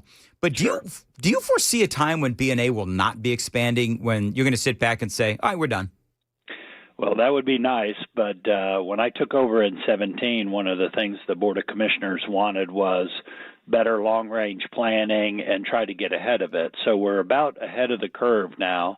We're at 25 million passengers this year, and everything we're building will handle up to 40 million. And then we've recently been planning for the last year, what would happen to Nashville if we get bigger than 40 million? How do we do that? So everything we're building between now and 2028 will allow Nashville, the terminal that's right behind me right now, to handle up to 40 million passengers. So I guess part of my question is, maybe at some point it'll be done expanding, but Nashville, of course, continues to expand. It is going to. This is where I get political. You can ignore this, Doug. But as the other cities like Chicago, guy says on the super text line, Midway is an absolute nightmare. But when we continue to see the big cities, the Democrat-run cities like Chicago and some of these other places, when these Democrat-run states and cities continue to disintegrate, Nashville and Middle Tennessee anyway will continue to expand, and so I don't see Nashville stopping our growth anytime soon. Talk about, for the person driving down the road, what does the expanded BNA mean beyond 2028? Does that mean that people are going to be able to drive in easier? There's going to be better parking. I know that the cell phone waiting area has changed a couple of times over the past year or so. And so what is it? What can people expect when they go to the airport in the next couple of years? So the terminal that we're working on now was built originally in 1987, and the roads were built for that model. So we're spending a little over $300 million in the next couple years to turn our two-lane oval, which is a 1 mile in circumference or whatever, into a 6-lane 2-mile racetrack. And based on all the computer models, that's going to allow up to 40 million passengers coming in and out of here with very little delays or congestions. And we've been working very closely. We just had a meeting last week with TDOT and one yesterday with TDOT engineers. And we're trying to model, as Nashville continues to grow and Tennessee continues to grow, what road infrastructure needs to be built to make sure they can get to the airport, I'm responsible for all of the roads that are on airport property. We have about 4,600 acres. So the TDOT and the city got to make sure they can get to the airport. Once they arrive at the airport, it's my responsibility to make sure I have the infrastructure in place to handle 40 million. Doug Krulin is president and CEO of BNA, and we're talking about the expansion. And coming up, we're going to talk about the fact that we're getting to the point now with BNA where you can fly almost anywhere nonstop. So we're going to talk about what is next in that part of BNA. Coming up, it is 6:45. Time to check the roads on WTN.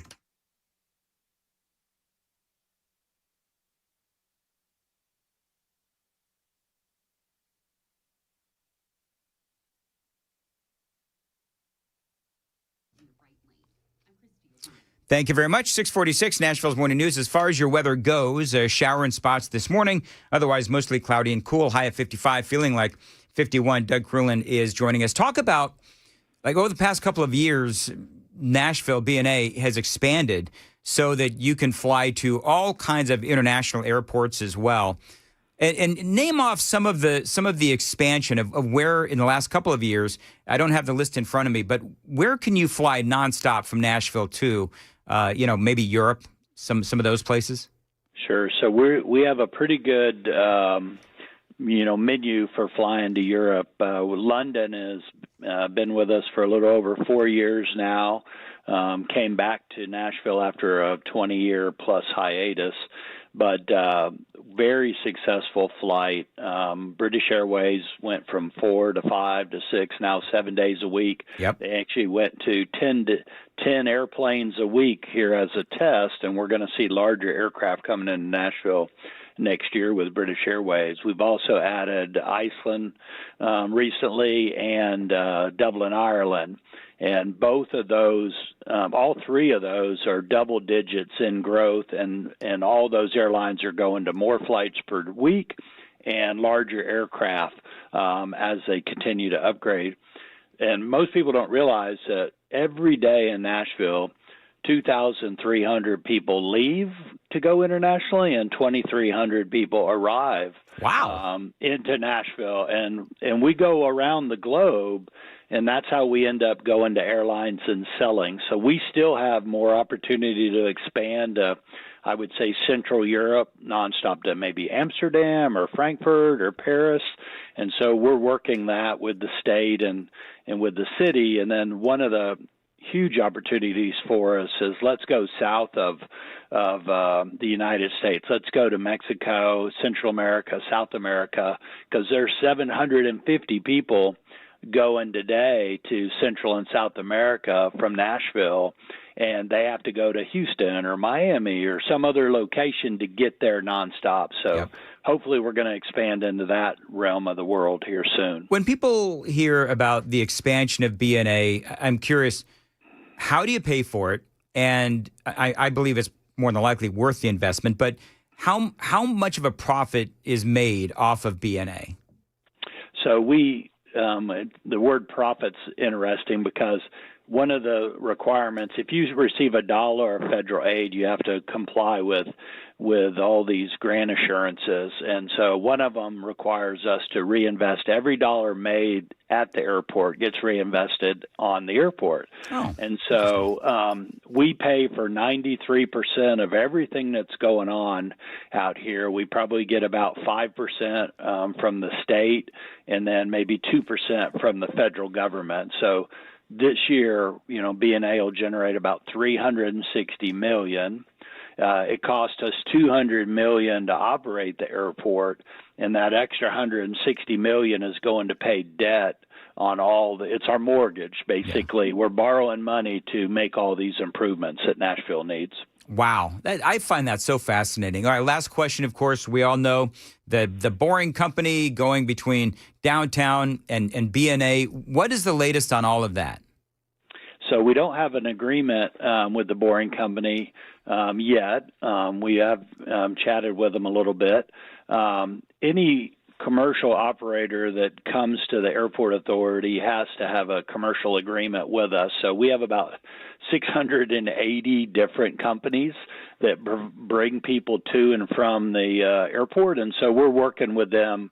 If they want to come to the airport, we're eventually going to have to sign an agreement. And it sounds very interesting to come from downtown Nashville. I would love that opportunity to not hit traffic or hit stoplights and be able to scoot down from the airport to, downtown Nashville in, 8 or 9 minutes sounds pretty exciting to me. So when you say you don't have an agreement with the Boring Company, I know that the state was working on the agreement, had the agreement. Then I hear that they're still doing research. And so I guess it's confusing to me as to where we actually are in the process, because I know that they've got a parking lot and they've been talking about, or they've already started, digging that hole. So do you at BNA need a separate agreement with the Boring Company, or how does that logistically work? So, the state, will give them approval to operate at some point, and then they have to have exit egress shafts every 2,500 feet. So I think that's where you see they're out there buying properties so that if you had an emergency, you'd have stairs that people could come out of. But eventually, let's say they go up Murfreesboro Road. Well, once they come closer to the airport, they'll be on our property. So they have to have an agreement with us to come on our property, not damage runways or cause us any other problems. And then they'll want to rent space to have the vehicles, charged and ready to service customers. So they may have permission to, start drilling and start boring, those kind of things. But eventually, if they're going to operate from the airport, one of my requirements is not to discriminate. I can't charge one company and not charge another. So that's all we're trying to do is work through that fine print. But I'm pretty confident that eventually we'll come to an agreement on here's how they can operate. They won't interfere with the rest of our business, and they're going to protect us so that if anything, unfortunate happens, that we're all understanding who's going to pay for what. So people are screaming at their radio right now, Doug. Doug Crulin, president and CEO of BNA. So is there a possible timeline as to when the tunnel will actually be, they can take those cars and take the cars from downtown to BNA and back? Well, I've heard them say in the news that they hope to be open by next year, at the end of the year. I'd love to see that myself, and I'll believe it once we sign a document and they start boring this direction. All right, Doug, thank you very much. I appreciate it, and fascinated. Can I get a behind-the-scenes tour of the airport someday? Please come out. You can run the radio show from out here someday if you'd like. Yes. Can I? Love it. All right, now I might become this could be a national incident. International incident, but can I get up into the tower? Am I allowed to go up there? Well, the Federal Aviation Administration will have to grant you permission for that, but I'm sure I could get you to the top of the hotel where you could look over all 4,600 acres and run your show from there if you'd like. Man, that'd be a lot of fun. All right, very good. Thank you, Doug. I very much appreciate it, Joan. You can't do it without me. And I'm tiny. I'm a wee little man. I could probably sneak into the tower. Yeah, you think that would become an international incident? Probably it's not a good idea, Dan. You could sneak behind me. Sure. You know what? You could be my muscle. You'd never see Dan from behind. You could be my. You know what? You need to wear your Batman onesie. You want to get me into the tower? Just wear that Batman onesie. Just go. Moving right along. 6:54. Joan, what's coming up? We'll tell you what students are saying about the arrest of a woman who wanted to attack Lipscomb University, according to police. Also, EV cars aren't selling so much anymore, and now some locals are losing their jobs. That's coming up here at 7 o'clock on Super Talk 99.7 WTN. By the way, Joan, did you hear the leftists are crying and screaming because they're now realizing that climate change is all fake? Have you seen that story? I haven't seen it, but I love it. You know what? I'll talk about that just for a little bit. I got a very busy show, but I'll talk about that a little bit coming back because now they're realizing that was all for decades. that whole climate change alarmist kind of stuff Yeah. was actually nothing but a big lie, just like, the border is secure. How Also a dare lie you. from the Democrats. So, yes, exactly. All right, 6:54, Nashville's Morning News on Super Talk. It is spooky season, but don't be tricked. Let the home experts at Busy Bee Plumbing, Heating, and Cooling treat your family right. We won't ghost you. Join the Beehive Club for free. Just carve a pumpkin of Buzz the Bee, post it on social media, and tag Busy Bee. That's all you've got to do. Show off your carving skills and get rewarded. Now, if you need HVAC service, schedule your fall HVAC maintenance and get a free dryer vent cleaning. That's right. That is a $229 value. Plumbing problems, if you've got those, they'll flush your water heater for free with any plumbing repair. That is a treat, of course, for your pipes. And if you're ready for a new HVAC system, they've got a scary good deal at Busy Bee, a free 10-year parts and 5-year labor warranty. That is a $750 value, complete with any system install. That's huge. Don't let your home be haunted. Call Busy Bee today, where service is sweet and savings are scary good. Busy Bee Plumbing, Heating, and Cooling, 615-775-7833, 615-775-7833.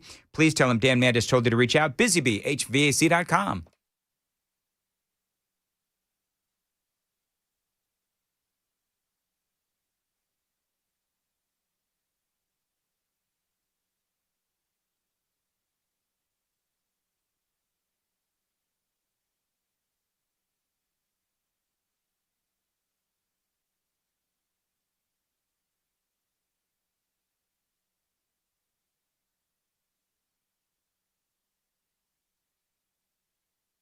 $6.56 on WTN. Dan Mandis here. If you need to save money on insurance, check out my friends at King and Associates Insurance. Now, so many of my listeners have reached out and let me know that they've been able to save and save big with King and Associates Insurance. Now, one guy that I know, his 16-year-old daughter got into a car accident. She's okay. King and Associates still saved him thousands of dollars when it came time for new insurance. Because at King and Associates, they know that life happens. And as independent agents, they can find you the best deal for you and your family. They're going to weed out the non-competitive companies and find the best options for you and keep the communication flawless. King and Associates know that it's not only relationships with the best companies around, but also bundling home and auto. King and Associates, they are going to find the best deal possible. And by the way, that coworker that I was telling you about, he figured out that his old insurance agent was overcharging him for years. So make the switch to King and Associates. You owe it to yourself to make that phone call, 615-321-8121, 615-321-8121 to find out what the best deal is you can get on home and auto as a business, family, or individual. 615-321-8121, tkinginsurance.com.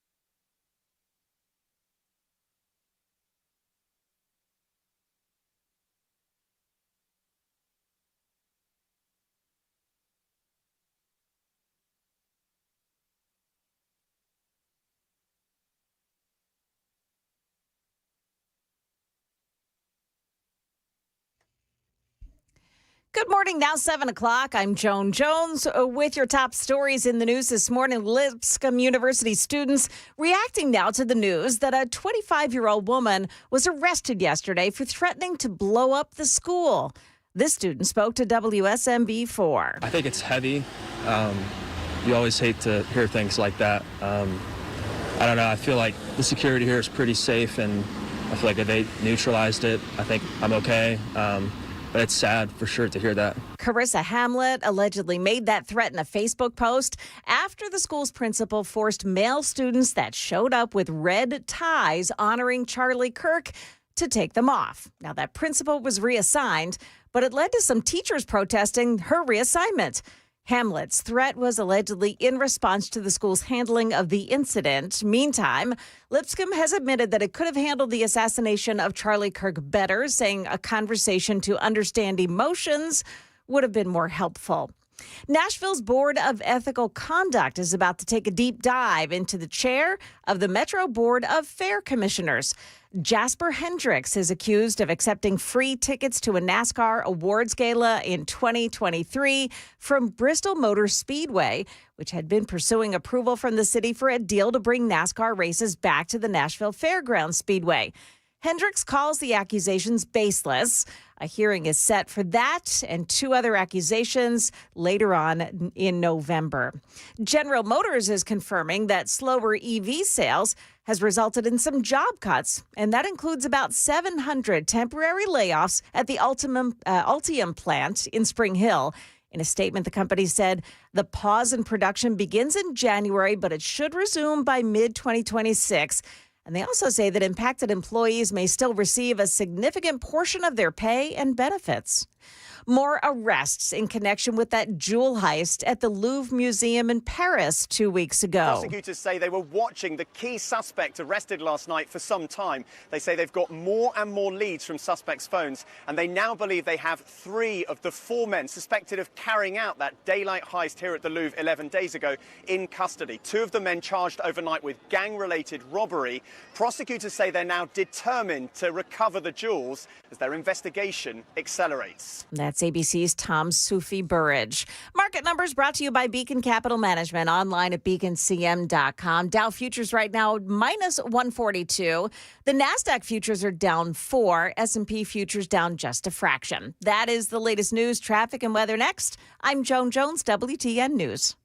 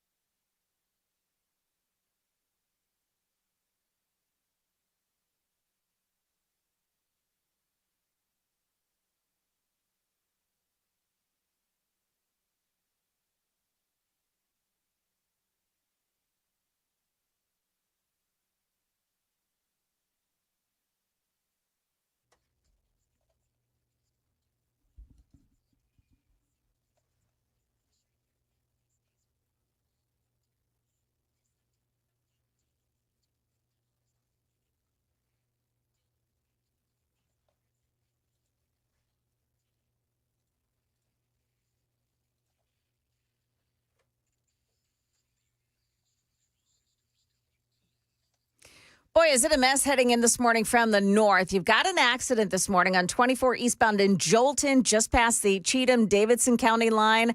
And then another one this morning on eastbound 24 in Whites Creek. That one is just past Old Hickory Boulevard North, exit 40. And then as you travel further down into the Nashville area, 24 eastbound at Shelby Avenue, there's a crash there too. It's blocking off the right shoulder. Now coming in on 65 northbound, boy, that's another mess this morning. First, there's a milling and paving spot this morning between Saturn Parkway and Paytonsville Road that's slowing traffic down. Then an accident on the right shoulder on 65 North just before I-840, and it is jammed up all the way in to Nashville from that spot this morning. Looking pretty normal on 24 as you make your way in there. And just one more accident for you. This one is on 40 this morning. It is 40 eastbound in the Bellevue area. Just before Bellevue exit 196, the right shoulder is blocked, but it is a huge jam up approaching that spot. Traffic every 10 minutes every morning on Super Talk 99.7 WTN.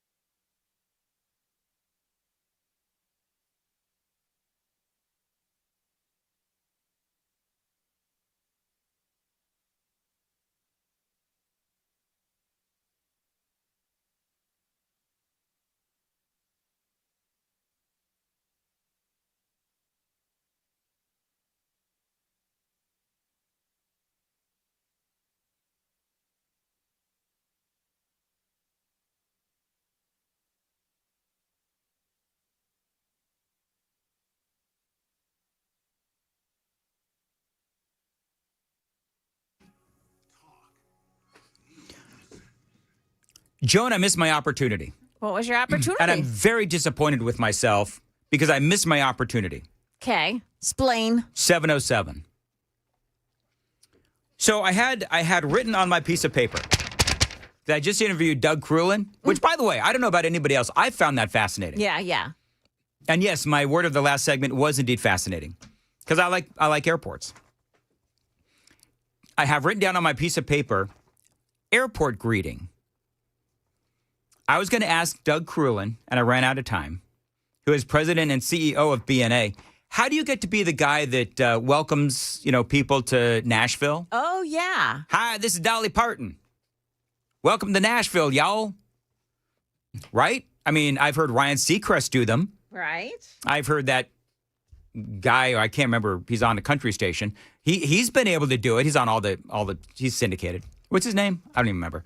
But I've even heard Kenny Smoove from down the hall in 92Q. Yeah. He's done airport greetings. So I meant to ask Doug Crulin, how do I get to be like, hey, it's Dan Mandis. Welcome to Nashville. Leave when you're done.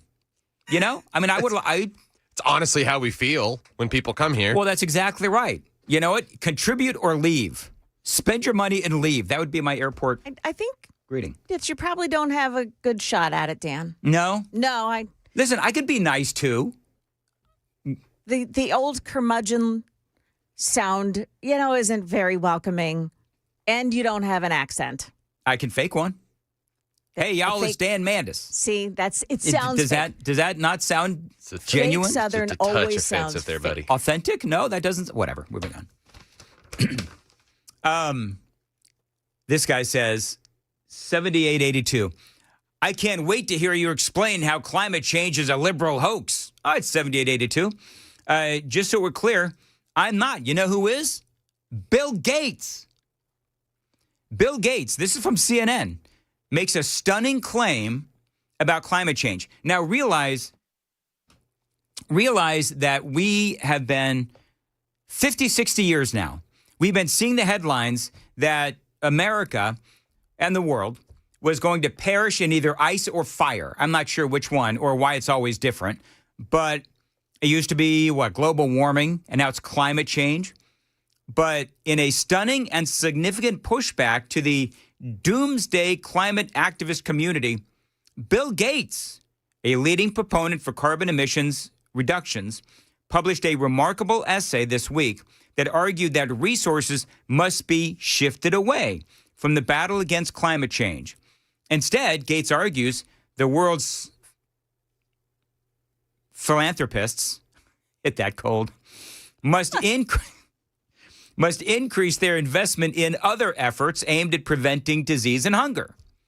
He says climate change is not going to wipe out humanity, he argued. It's all a hoax. And if all of the dire doomsday predictions were real, then why are Democrats flocking to places like Miami, right? Or Massachusetts, places on the coast? And so this has been, conservatives have been calling this out for a long time.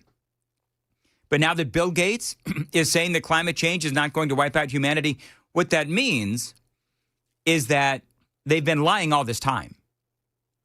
So now how do you square that then with, and you see the polling, and the polling shows that very few people, even liberals, really believe the climate change crap anymore, because nobody does. You would have to be kind of, even what's her name out there with the boats? Greta whatever. Thunberg. Yeah, Greta Thunberg. Even she's trying to find another gig, right? She's trying to feed the people of Gaza because she knows the environment's fine, and the whole global warming thing, climate change is all a hoax. Just like Bill Gates has now realized that. There's a website, AG Agriculture Web Farm Journal. They have 50 years of failed climate change predictions as far as how the world will end. Yeah, that we all had fun with that when that came out.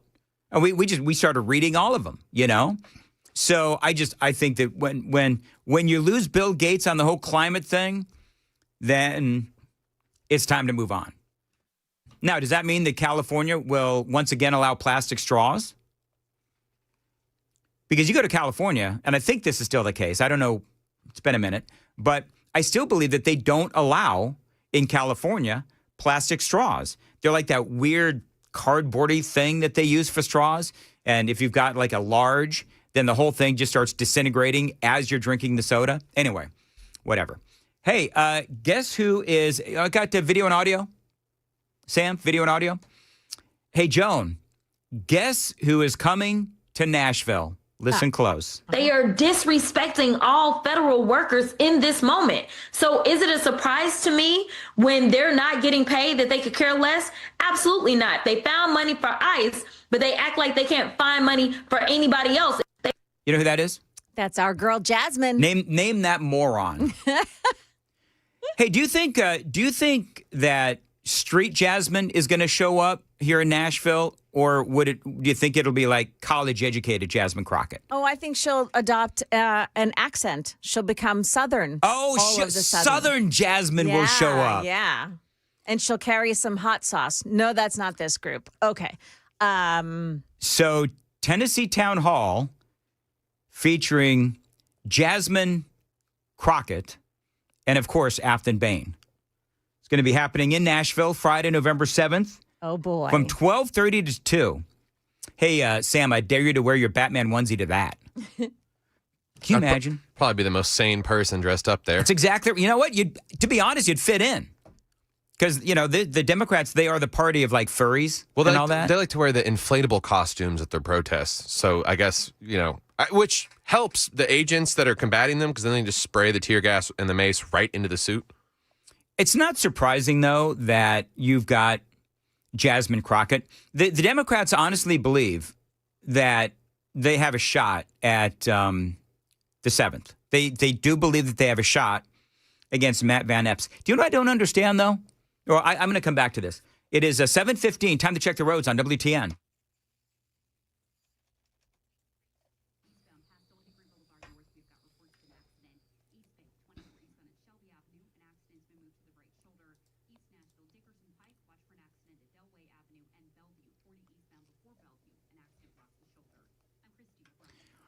.716 on Super Talk 99.7. As far as your weather goes, looking like it's going to be rainy off and on today. Otherwise, mostly cloudy and cool. A high of 55, feeling like 51 Your official Halloween forecast, what did we decide it was going to be around trick-or-treating time? 41 and clear, right? Is that what we decided, Joan? That's 41 is the low, so it's probably not going to be quite that cold. It'll be around 50, probably 55 perhaps. I'd call it, that's probably a good. Well, listen, we've got Stefano DiPietro, who's going to be joining us after the news at 8 o'clock, and he's going to tell us exactly what we should be wearing for Halloween night, and looking forward to that. 7:36, by the way, Congressman John Rose is going to be on the program. I asked if there is still only paper straws there in Los Angeles. Let's see. 7253 says, my family was in L.A. for fall break, and the restaurant we went to did indeed have plastic straws. So there you go. So I don't know. Hey, Sam, can you Google real quick? Did California go back on the whole plastic straw ban? I'm genuinely curious. Because next time I go to California, I was going to bring my own straws. You know what I mean? I think people actually started doing that. Anyway, so here's what I don't know about the Democrats and the 7th. You got Afton Bain now, and she is running against Matt Van Epps. Afton Bain just barely won the primary, right? Afton Bain barely won the primary, and I forget what the number was, but she had, I think, 3 or 4 percentage points higher than the folks under her. But if you added everybody's percentages up collectively, they would have beaten Afton Bain, as opposed to Matt Van Epps, who absolutely crushed his opponents. So I do wonder, and I guess there's a worry about turnout, conservative turnout. I don't know. Have you heard that, Joan? I have heard from some people that, and I don't run in these Republican circles, but I have heard from some people that I do know that they are worried about turnout for the 7th Congressional District. I don't really understand that because I think that there was a lot of passion shown for Matt Van Epps. But can I tell you something? If you really want to bring out the passion in Republicans, please bring out Jasmine Crockett and have her spew stuff like this. They are disrespecting all federal workers in this moment. You know what's so funny? Is that she and her eyelashes are talking about how the Republicans are disrespecting federal workers in this moment. Remember that? I think there's another one now. There have been at least one, maybe 2 federal workers unions that have told the Democrats to cut the crap. So what does it mean when she says that it's the Republicans who are disrespecting federal workers at this moment? I hate that phrase. But you know what I'm saying? So you might want to go ask, I would say to Jasmine Crockett, you might want to go ask the unions that represent federal workers how they feel, because the unions have told you to get back to the negotiating table, approve that CR, and everybody can go back to work, and the SNAP benefit people can get their SNAP benefits, and we can all, move on. But right now, for the state of Tennessee and the city of Nashville, where is this going to be? Anyway, Tennessee Town Hall. Pamela first sent this to me. Thank you, Pamela. It doesn't say where it's going to be. Pamela, where's the town hall going to be? We need to know where we can send Sam in the Batman onesie. You know what's funny? Sam in the Batman onesie won't be the scariest thing at that town hall. It'd be Jasmine Crockett. But don't worry. Hey, Sam, if you get hot, if you go to the town hall with Afton Bain and Jasmine Crockett and you get really, hot in your costume, just ask Jasmine Crockett to blink on you with those big old eyelashes that she's got. Yeah. So people got mad at me when I called those pterodactyl wings. I don't know why. Run, Joan, run. Joan doesn't want anything to do with this. Just to be honest, I don't care who's wearing the long eyelashes. I've never really understood them. You ever wear the long eyelashes, Joan? I have to admit I've tried. And have you? Yeah. Okay. I can't. They don't work. What do you mean they don't work? For me, what are they just supposed can't to place do? them in the right place or something. You got to clamp it. You got to clamp them on, right? I think so. It doesn't work for me. It just doesn't work. Okay. Well, I gave up. I don't know if it works. Like, I don't know if it works for anybody. I've never really understood them. But listen, whatever. People want to wear them, that's fine. I'm all about, freedom of choice in that sense. And if you want to walk around looking like that, that's fine. Because I know it's a younger generational thing. I know the younger people like that. Yeah. And it's not a black thing. It's a black, white, whoever. That part doesn't matter. I've just never really understood them. I do like, though, how Sam, when I start talking like that, Joan just suddenly becomes silent. I just cover the news, Dan. Yes, is what Joan would say. Channel my inner Ken. That's exactly right. By the way, I confronted Ken the other day, just very quickly. I confronted Ken the other day because I said, Ken, I never noticed that you only cover the news when you're working with Murphy Show. Can you explain yourself? Oh, he said, I only cover the news with Matt every once in a while and also with Chad.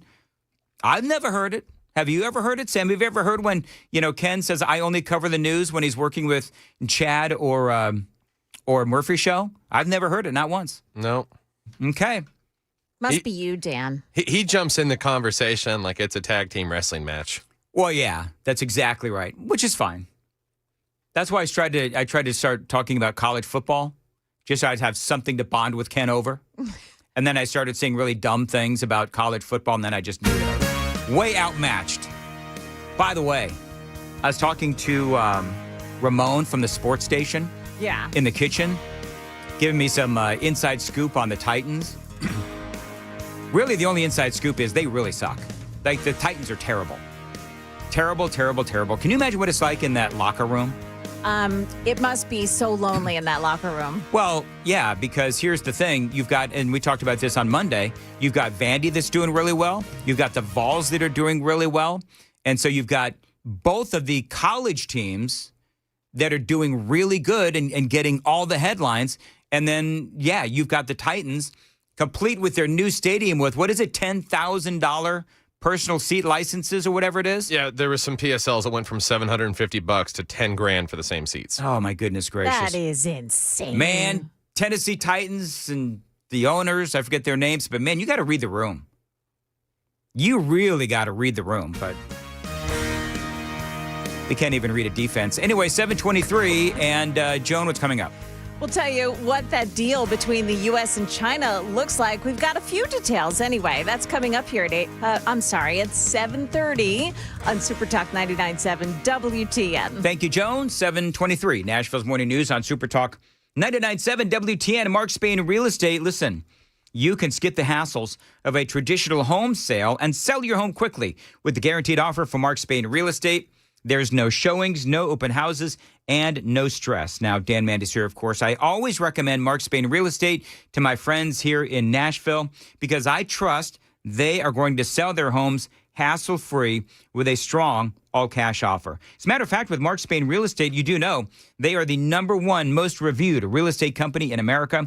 They've got over 13,000 five-star reviews. You can trust my friends at Mark Spain Real Estate and that guaranteed offer to sell your home fast and for maximum profit.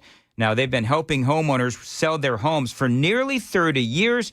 They've got over 72,000 satisfied clients, and you could be next. So call them, Mark Spain Real Estate. They can help you get out of your home fast. 855-299-SOLD, 855-299-SOLD. You can find them online anytime. It is markspain.com. That is markspain.com to get a guaranteed offer on your home today and start packing.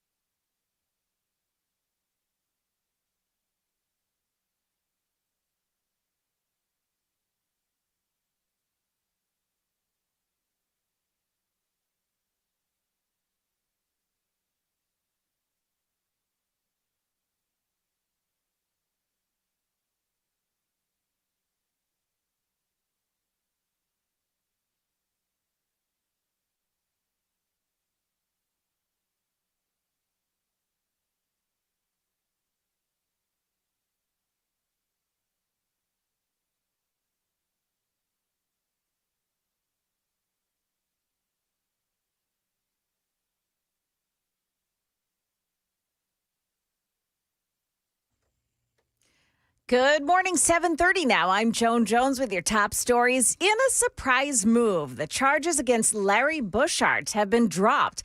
Now, Dan brought you the story yesterday. He is the retired police officer who was arrested and jailed for over a month over a meme that he posted on Facebook. Upon his return home yesterday, he spoke with News 2's Kelly Milan. Did you ever think you would end up in jail? I mean, you're a retired officer. No, I didn't anticipate, oh, you're a bad person, they're going to come haul you away. No, this caught me off guard. Now, that meme showed an out-of-context comment made by President Trump after a high school shooting at Perry High School in Iowa in 2024. Now, this Bushart was charged with threatening a mass violence because there is a Perry County High School in Linden, Tennessee. Bushart was jailed on a $2 million bond. He's been there since September 22nd. Word of improving trade relations between the world's two largest economies after months of tension. President Trump saying that he's reached a trade deal with China following his meeting with President Xi Jinping in South Korea overnight. One thing that was notable, the president said that this deal is in place for the next year. So it will require these two leaders to remain in close contact and communication.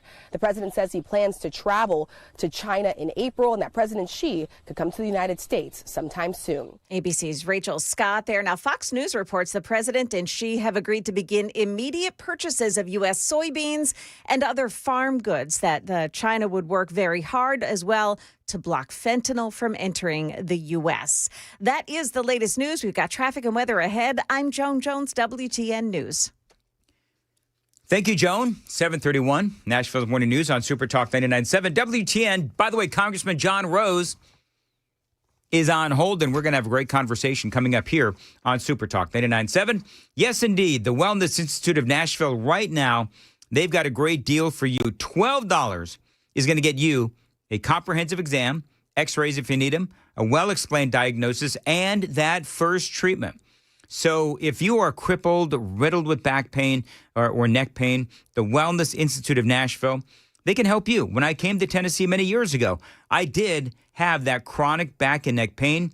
They fixed me right up with their, I love this, non-surgical spinal decompression. It feels really good, alleviating that pressure in the back and the neck. No surgery, no spinal injections, and no painkillers. So friends, if you've got that back or neck pain, if you've got sciatica, slipped or bulging spinal discs, herniated discs, spinal stenosis, numbness or weakness in the arms and legs, fingers or toes, they can help you. And don't forget that great deal going on right now. $12 is going to get you started. That $12 gets you that comprehensive exam, x-rays if you need them, a well-explained diagnosis, and that first treatment. Tell them Dan told you to reach out at 615-246-5009, 615-246-5009. Painisbad.com is the website, 615-246-5009, painisbad.com.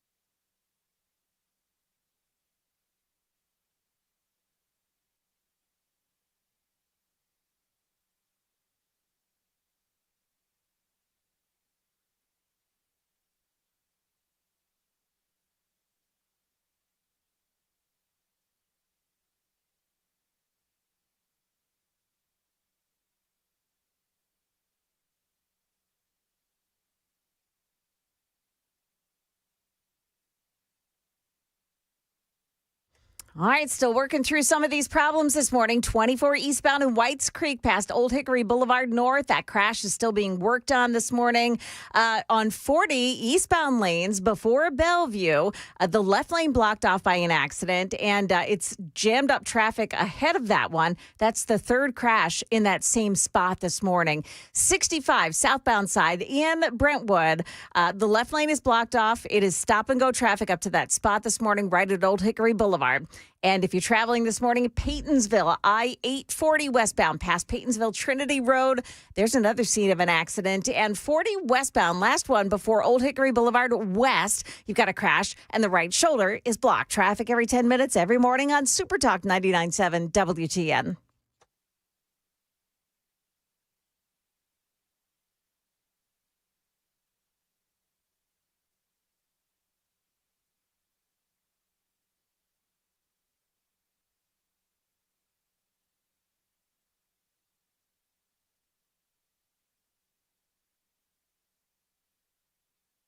.36 on Nashville's Morning News on Super Talk 99.7 WTN. Good morning to you. By the way, I do have some more information on that blockbuster event that is coming to Nashville, Tennessee. Jasmine Crockett and Afton Bain.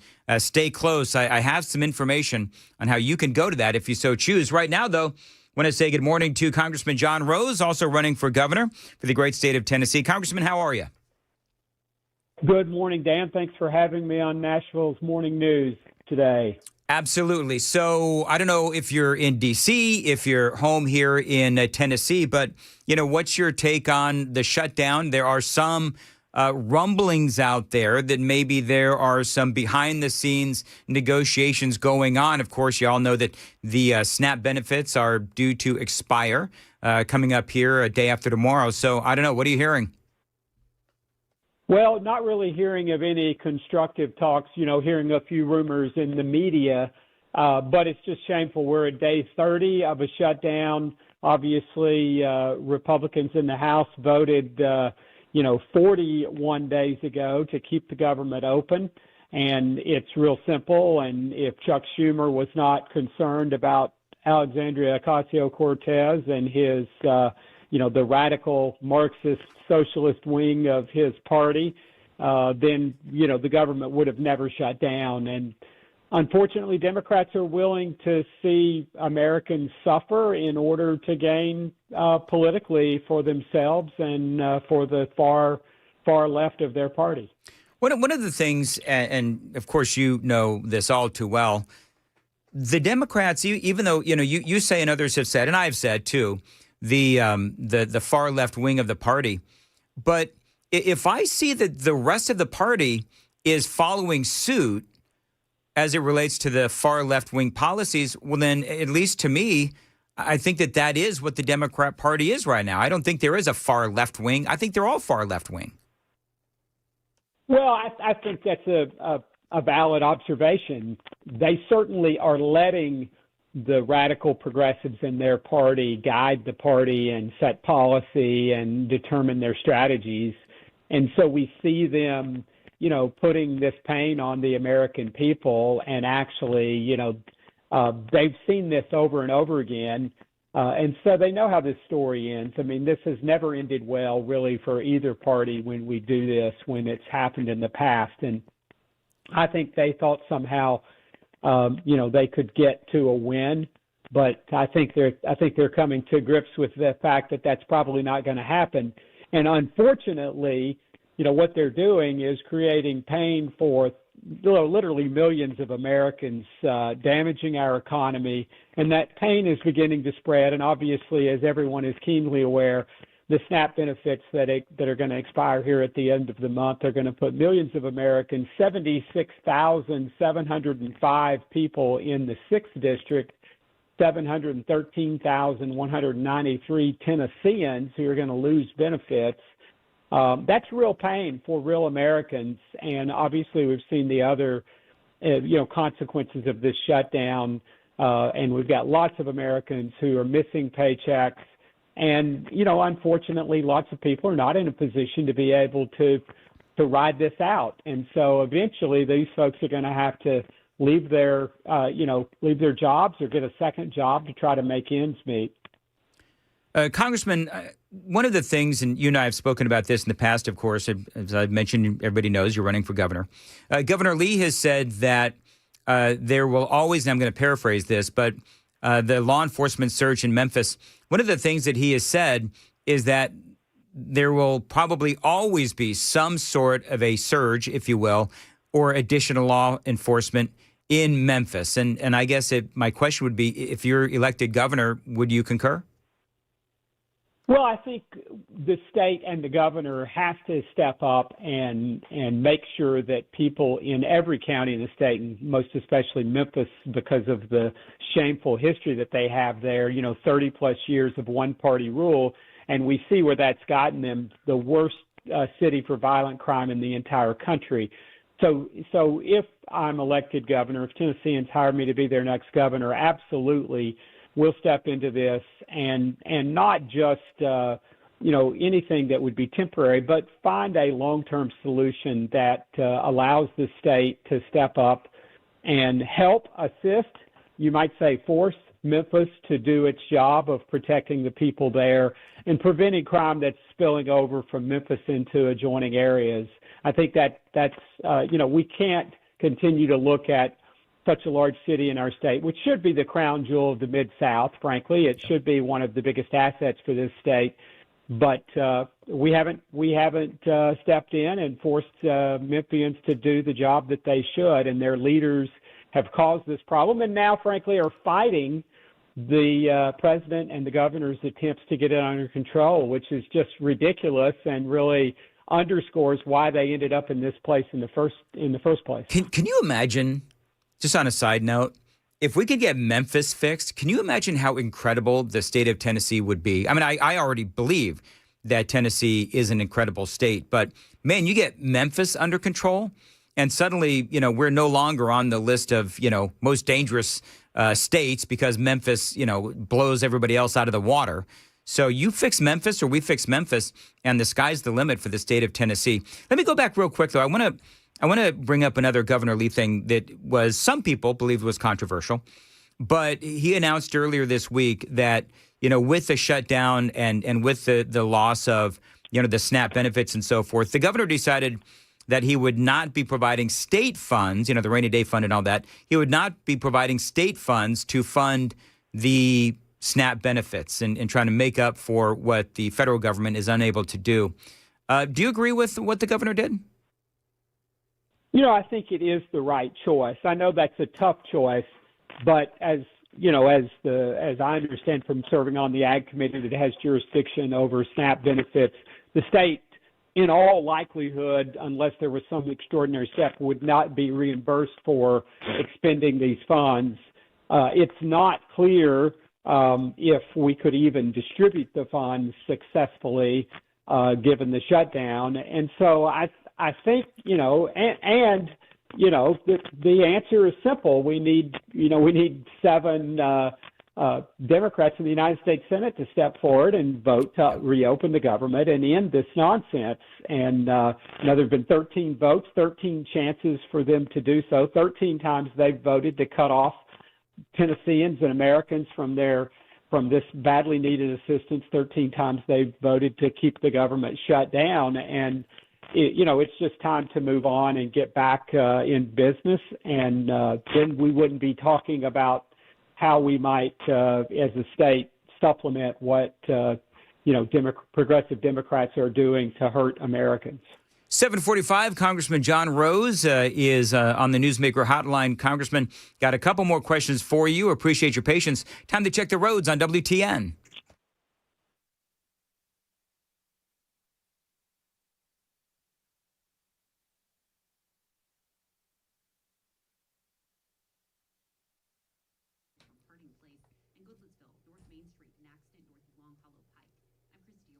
As far as your weather goes, a shower this morning in some areas, otherwise mostly cloudy today, and cool, a high of 55, and it's going to be feeling like 51. Congressman John Rose, you mentioned that you're on the Ag Committee. You are actually, a farmer, really. You 8 generations on your farm?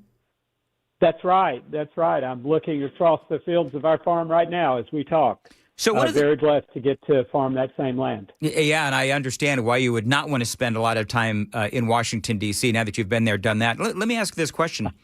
The president, very controversial with you being a farmer, the president spoke about allowing Argentina to export or import into our country more beef. That, of course, Brazil also imports or exports beef into our country as well. And this was something the farmers got really upset because, you know, they're already dealing with a number of roadblocks in trying to, you know, produce meat for the country. And so as you know, a lot of farmers said, well, we're being sold out. 93% of the rural communities across the country voted for Donald Trump. And with Argentina, as the president said, he's going to start allowing the Argentinians to bring beef into our country. What do you think about that? Well, I think it's probably not the best choice. You know, beef prices are high, but it's a competitive marketplace. And, you know, generally farmers all across this country have been suffering from, you know, obviously high input prices and generally low prices for the products they produce, with beef being a rare exception to that. And so it's been one bright spot in an otherwise dismal economic picture for farmers right now. And so I think it's probably not the right policy to encourage that beyond what naturally occurs in the marketplace. You know, we have seen for years American beef being kept out of markets, and certainly Argentina and Brazil and Australia have, you know, worked hard to take share away from American beef producers, market share away from our producers. And so what we ought to be doing is looking for ways to encourage more production domestically. And that's, you know, that's what markets do. And what we see in agriculture, of course, is when prices are low, no one's crying about the fact that farmers are suffering. So right now, virtually every other agricultural commodity our prices are at, you know, recent lows, but the input costs for farmers have grown dramatically through the Bidenflation over the last 4 or 5 years. And so it's created a real problem. It is really tough times for farmers right now, the toughest in my lifetime. I'm 60, with the possible exception of the early 80s. And so you're going to see a real shakeout in American agriculture unless things turn around. Now, the president is working to try to open markets. The Biden administration failed to negotiate a single trade deal during the entire 4 years. They did not even try. And so that's part of what's created this problem, and ultimately that leads to shortage of commodities like beef. We need to get back on track, but I don't think suppressing the price artificially by encouraging more imports is the right answer. One of the things, from what I understand, one of the challenges that farmers have is these meat processing plants where, you know, a farmer sells a cow to the meat processing plant and then they slaughter the cow and do whatever they do to it and then send it off to the stores.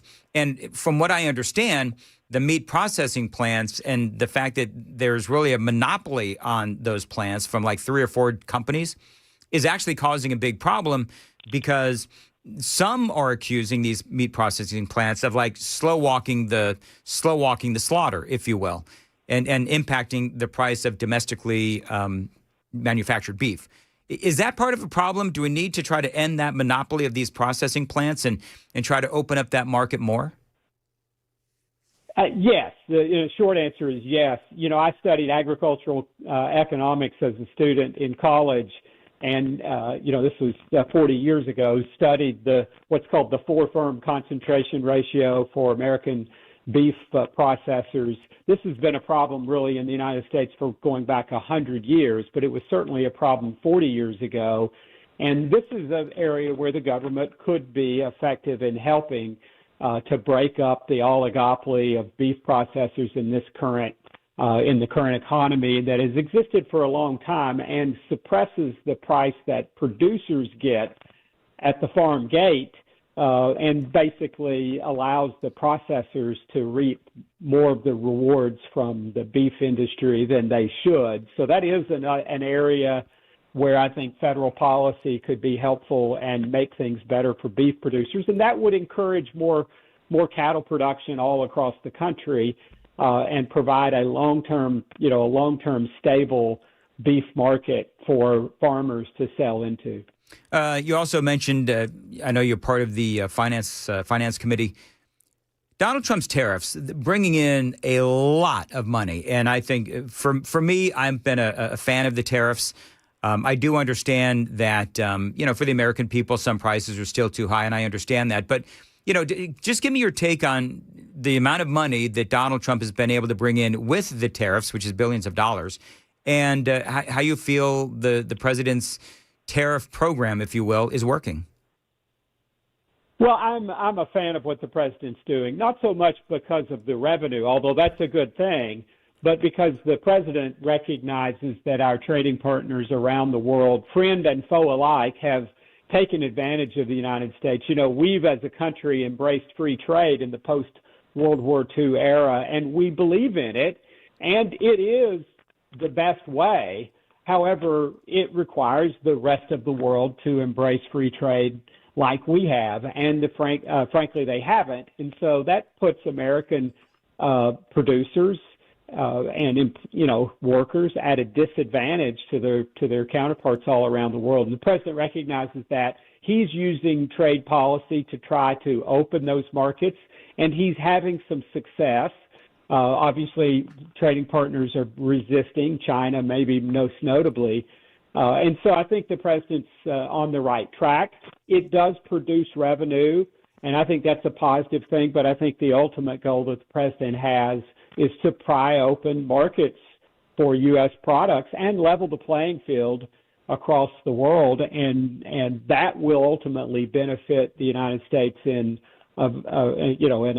by enlarging our economy and making us less dependent on the rest of the world for so many critical things that we need in this country. All right. Always great analysis and perspective. Congressman John Rose, thank you very much for joining us here on Nashville's Morning News on Super Talk 99.7 WTN 753. Joan, I made the joke.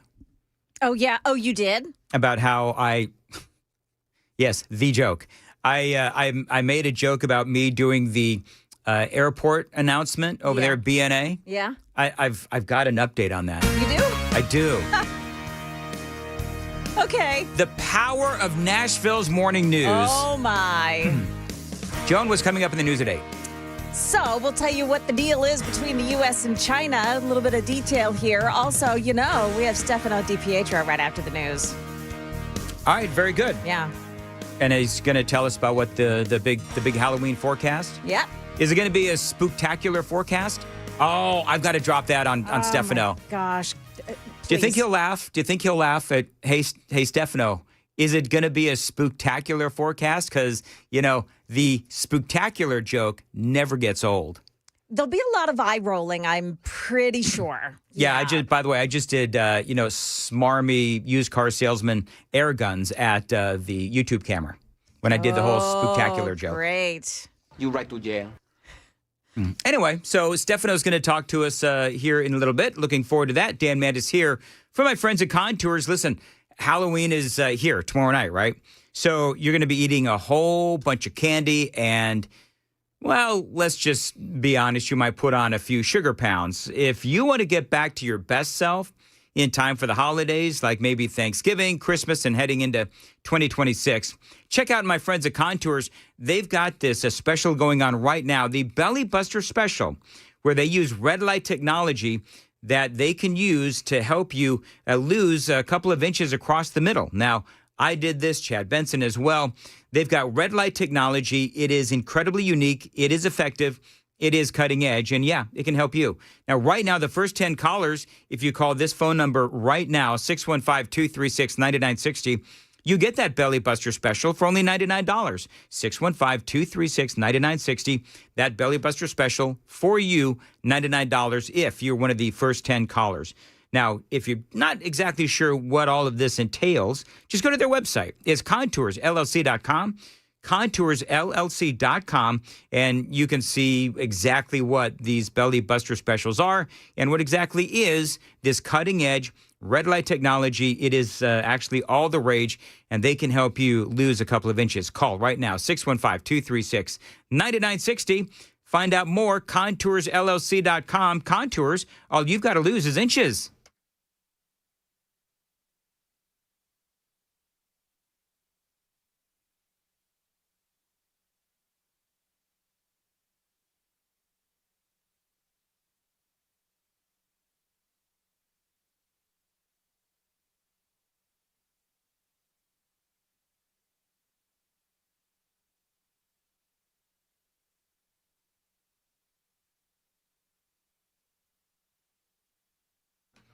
$7.56 on Super Talk 99.7. Dan Mandis here for my friends at Xfinity. Now, how do I depend on Xfinity? Let me count the ways. You know, I've got a lot riding on my rock-solid internet from Xfinity. Riker, of course, doing all of that homework and gaming. Amy working all day long from home.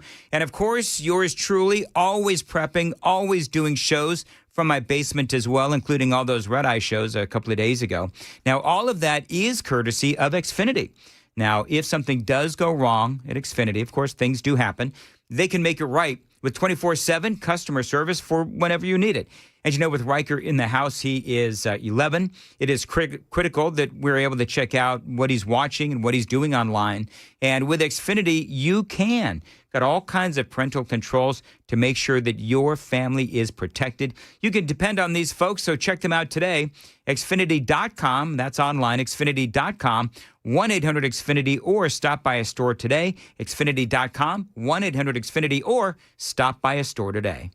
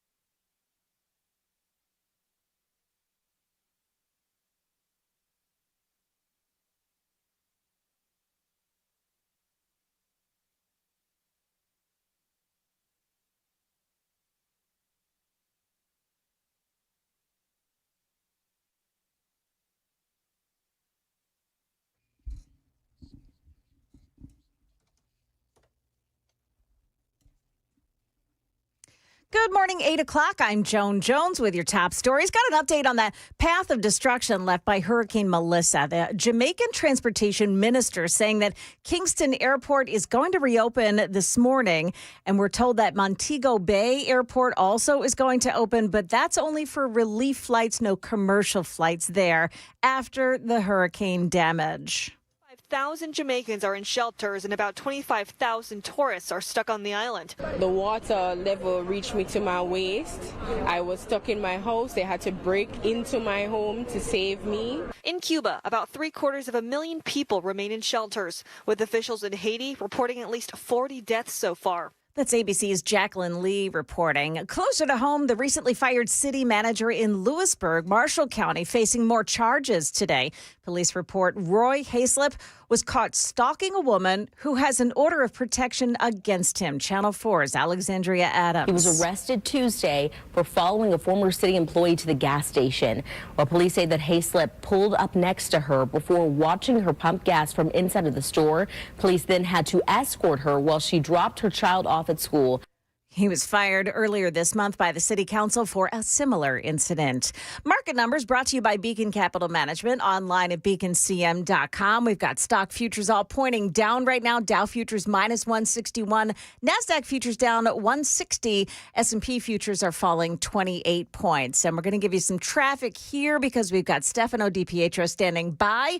Right now, Bellevue eastbound 40 before Bellevue Avenue exit 196. You've got a crash on the left shoulder and then another crash further up on the right shoulder in that same area. Brentwood 65 southbound is a mess at Old Hickory Boulevard because of an accident that's on the right shoulder, but traffic is slowing down on the northbound side as well. Everybody's looking over at it, and it's jammed on 24 westbound, but that just looks like volume delays. Traffic every 10 minutes every morning on Super Talk 99.7 WTN.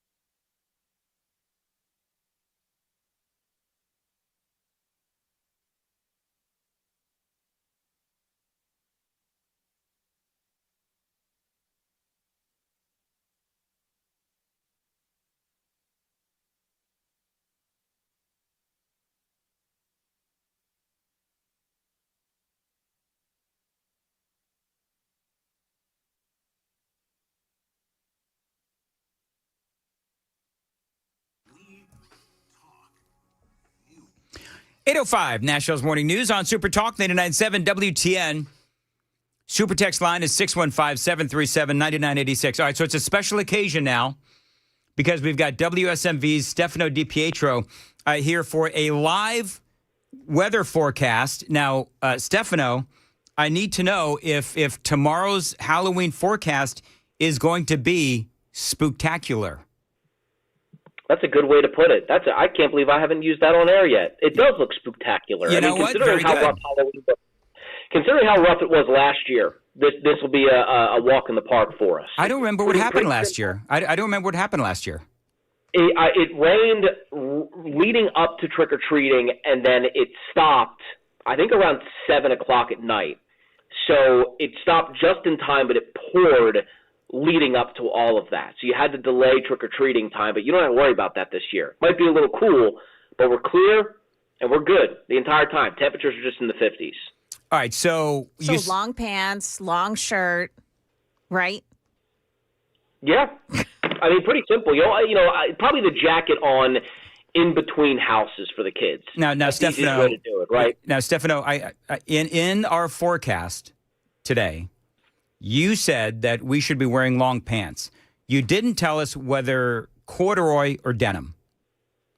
I guess that's more of a personal preference kind of thing. Denim will help block the wind a little bit more. That'll help block the little gusty wind for today. But either way, whatever you look better in. I don't know, what your preference is. I don't know. Do people even still wear corduroy, Joan? Yes, they do. Do They're they? Very fashionable. Yes. Oh, I had no idea. Yeah. Well, that's because you're always in jeans. Well, you know what? I'm clearly not fashionable. Stefano, you ever wear corduroy? Yeah. You ever wear corduroy, Stefano? I have never. I'm a jean guy. Never wore corduroy. I knew we liked Stefano. I knew. Yeah. And he also liked my spooktacular forecast. He didn't. He was really rolling his eyes. I know you were, Stefano, and it's okay. That's all right. We'll keep that our secret. Okay. All right. Hey, I want to know, what's your favorite Halloween costume that you wore as a kid? Oh, when I was a kid, when I was really little, I was dressed as a clown. And that's what my parents put me in. I think I was like 2 or 3 years old. That was honestly one of my favorite costumes because there were all these pictures of me when I was a kid dressed as a birthday clown. As a birthday clown? Yeah. I had a thing of balloons in my hand. My dad tied me a balloon animal, and I walked around with that. Oh, that's cool. That is cool. What is your favorite Halloween candy? I love a good Kit Kat. I really do. It's always been my favorite. Okay. At your house, I don't know where you live, but at your house, do you give miniatures or do you give the full bars? Oh, we do the full bars, but we make sure we buy double because then we put the other ones in the freezer, and then they're ours for the rest of the time. There you go. Smart. All right. Question for you: do you approve of adults dressing up when they take their kids out trick or treating? Oh, of course. Are you kidding me? The day that I have kids, I will be dressed up right with them up until the day they want to stop trick-or-treating. Okay, you're one of those guys. No, hold on. Okay. We got to give some context here. Mm-hmm. Stefano Jones said I was creepy for wanting to do that. And no, I don't think so. I'll tell you this, if it's unrelated to the costume that your kids have and they're older, maybe. But if you've got a 4, 5, 8, 9-year-old, 10-year-old kid that wants you to dress up, you dress up. Okay. So, Dan. Yes. You can dress up, but just don't put the dress on. Do you know what I'm saying? Sure. Okay. Joan. All right. Whatever you say. Would you find it creepy, Stefano? Because our producer, Sam, is either threatening us or offering to wear his Batman onesie to work. And would he feel the draft if he did so? I would assume so. I would assume that's not very. It's probably not very warm. Oh, it's fleece. Can't imagine it being that comfortable. It's a fleece onesie, complete with a mask and a cape. Stefano. Oh, fantastic! Then Stefano, I'll tell you what. If you want to borrow his Batman onesie for next year, we can make that happen. You know what? I'll put it on the list of things that I need to accomplish for next year. Yeah. Are you going to have any Halloween shenanigans tomorrow on the air?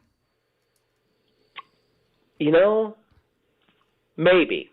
I don't think so off the top of my head, but I'll think about it now that you've brought that up. You have to, scare Alexandria Adams in some way. Oh, I could scare Alexandria, Holly, Amanda very easily. Yeah. That'd be kind of fun to watch. You know what you could do? Wear those those vampire teeth. Yeah. You could do that. That's a good one. I do like that. I can hear the wheels turning in Stefano's Yeah. brain. What can I do? The wheels are turning, the engine's running right now. Definitely. I mean, there's a Spirit Halloween just about everywhere, so you can pick anything up in the next 24 or 48 hours. Well, Joan actually, she does not approve of Halloween. She basically called me a Satan worshiper because in my house we celebrate Halloween. I've even got inflatables, Stefano. Do you really? I tried to get an inflatable this year, but I never got around to doing it. We have Christmas inflatables at the house, but I didn't decorate that much for Halloween this year because we just moved into a new house. So hold on, time out. I want to know, what kind of inflatables do you have? Because you and I, Stefano, we could totally do like an inflatable war. Because I've got inflatables too. And so, number one, how many? Because Joan called me white trash. So Joan, that's because of the sofa on your front porch. But. Oh, I don't have a sofa on my front. So how many inflatables do you have, and what do you have? We have 2 inflatables. We have one that's a snowman getting his scarf pulled by an inflatable dog that's also attached to it. And then the second one we have is a big Santa. Okay, very good. So I have reindeer. Mm-hmm. I have reindeer. I do have a big old Santa. You know what else I have? I have a big old abominable snowman. Oh, see, that's good. Yeah, see, we do inflatables right in my house. And for Halloween, I've got a big scary tree.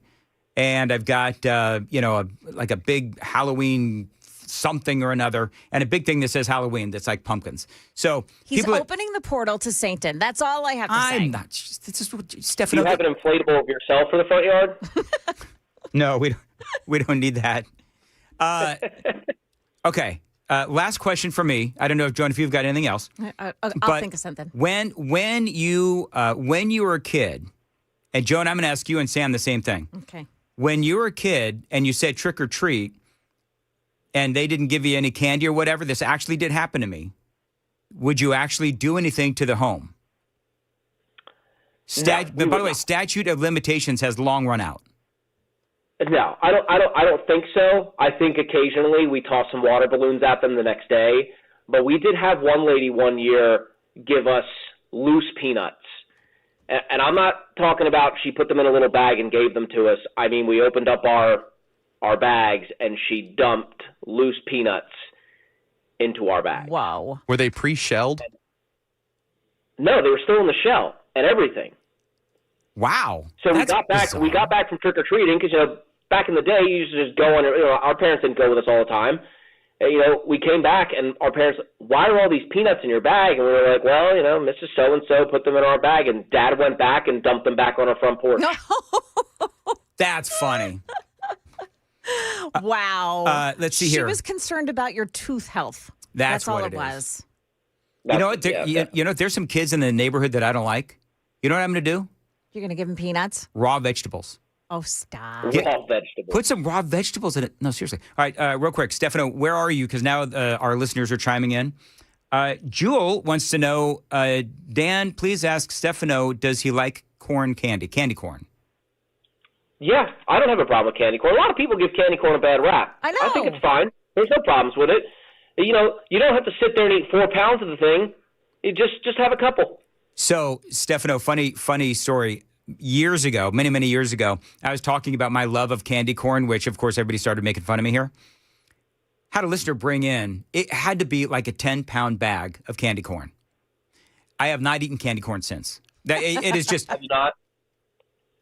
That was like a lot of sugar. Yeah, that it is a lot of sugar. But again, it's not like we're telling people to go put candy corn in a bowl and pour milk into it and make it cereal. Just have a couple. That's exactly right. Okay. Is Stefano Di Pietro, is that your real name? Yes, it is. That is is that like Italian or what? Yeah, it's Italian. My full name is Stefano Paolo Di Pietro. I have my great-grandfather and my father's first name and my grandfather's middle name. Wow. There is no truth to the rumor of mafia ties, though. Oh. I'm gonna end up with a dead horse head in my bed. I know it. No, there's no tie. All right, very good. Thank you. That's all I got. Joan, you got anything for Stefano? I'm good. Stefano, thanks for playing along. You're the best. Of course, always a pleasure talking to you guys. Stefano, that was a spectacular Oh radio my hit. gosh. Just roll your I'm eyes using that on air. My next hit, 15 minutes, about 10 minutes, I'm going to say that. You know what? We're gonna record watch. it. I'm gonna record I it. got to get that. Thank you, Stefano. We'll talk to you later, Stefano DiPietro.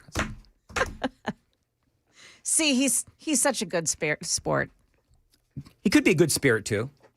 No mafia, but you know what? To be honest with you, like if he had mafia ties, would he actually admit it on the radio? Well, there was a lot of mafia in Philadelphia. Oh, yeah. Back in the day, I covered a mafia hit on the streets. Did you really? Michael Cingolini, killed in downtown Philadelphia. I covered that story. Might be one of the most Italian names I've ever heard. Did you when you said his name? Would you say Michael Ciccolini? Ciccolini. Michael Ciccolini. Yep. How they off him? A gun. He was murdered in the middle of the street. That was to send a message. It was. That was. A shooting is sending a message? I think if that's it's a public execution in the street, yeah. Who is that a message to? Because the guy's dead. To the rats. Oh, okay. It was the Nicky Scarfo crime family. I don't know if you remember that. I don't remember that. Yeah, so, yep. There was a lot of Italian mafia there in Philadelphia, and that's where he's from. So he is from Philly, isn't he? Yeah. Okay. Yeah, that was the first time we spoke to him. We I forget what we said about Philly. Was it when the Eagles were in the Super Bowl or whatever it was? And we played the audio of the mayor. Yeah. Gee. We just have to bring it up every time, don't we, Dan? Absolutely.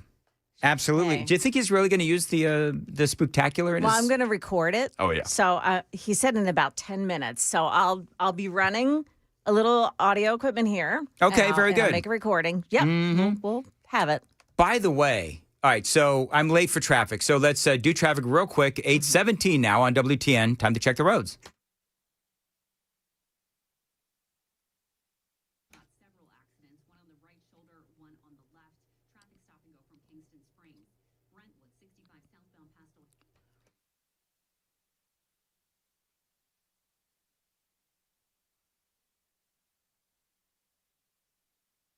As far as your weather goes, it looks like, I forget what Stefano said for tomorrow night, but it's cool, nice. He said cool and clear. Shower in spots this morning, otherwise mostly cloudy and cool. High of 55, feeling like 51. I thought the mafia question was appropriate. It's relevant given the NBA gambling scandal. That's exactly right. You don't think he took offense to that, do you? I do not. I'm sure everybody points out the Italian nature of his name. How could you miss it? It's exactly Stefano DiPietro. That's exactly right. Yeah. He's lucky I didn't say it like you just did. She's from Philly. She can say that. So the town hall, we were talking earlier, just very quickly about Jasmine Crockett and Afton Bain. So apparently that is a private event.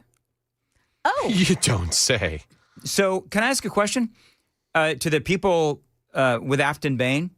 How is it a town hall if it's a private event? Yeah. That is BS. If it's a town hall, then anybody can come in and they can talk about the issues. And as the candidate, you're supposed to answer the question. This is a fundraiser. I don't care, but this is obviously a fundraiser. This event, the event's address is private. Sign up for details. Now, what they mean by sign up for details, I would assume means, give a donation. Of a minimum amount, too. Sure. Why don't you try to do it, Batman? You going to reimburse me there? Sure.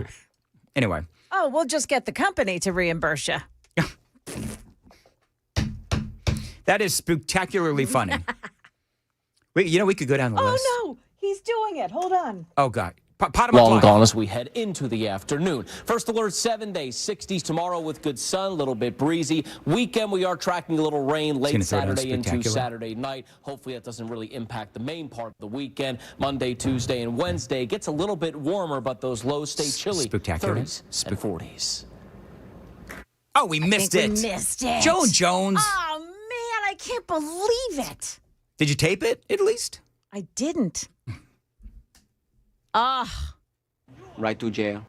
Right to jail. Right to jail. Off to jail you go. I'm so sorry. I really wanted to do it, but I didn't think it was going to be that quick. Yeah, no, it's all good. It's all good. I'm sure that he. I'm sure that he. Oh, by the way, sorry. One last thing. So this is going back in the show now, but we're talking to Doug Crulin from the airport, and I made the joke about wanting to do the airport recording. Oh, yeah. And he actually said, you know what, we can make that happen. Here's the thing. I don't know how much he knows about me or what I say. I wouldn't want to get him fired or in trouble by having a right-wing raging conservative lunatic doing the overhead announcement at the airport. Like I would love to. I would be afraid that I'd get him in trouble. Well, but it'd be diversity of population in Nashville to have Dan Mandis greet tourists into Nashville that way. That's what I would think. I think that'd be so much fun. I think they'd play it once, like at 2 a.m. and then I'd be pulled 10 off. people getting off a flight. But you know what? I could put it on my resume. Exactly. Yeah, you could. And the show keeps going like this. I'm going to need to update that resume. Anyway, it is 8:21 on Nashville's Morning News on Super Talk 99.7 WTN. Super Text line is open, 615-737-9986. Joan's got the news at 8:30. Joan. All right, so coming up here on Super Talk 99.7, the deal between President Trump and Xi Jinping. Also, the Speaker of the House here in Tennessee wants some of the property reevaluations looked at more closely. Cameron Sexton? Yes. Cameron Sexton is throwing it down, is he? He is. Good. Yes. Good, because people in Nashville are getting hosed. Big time. Mm-hmm. Yeah, so he's going to go after this and try to figure it out. We've got that story coming up here at 8:30 on Super Talk 99.7 WTN.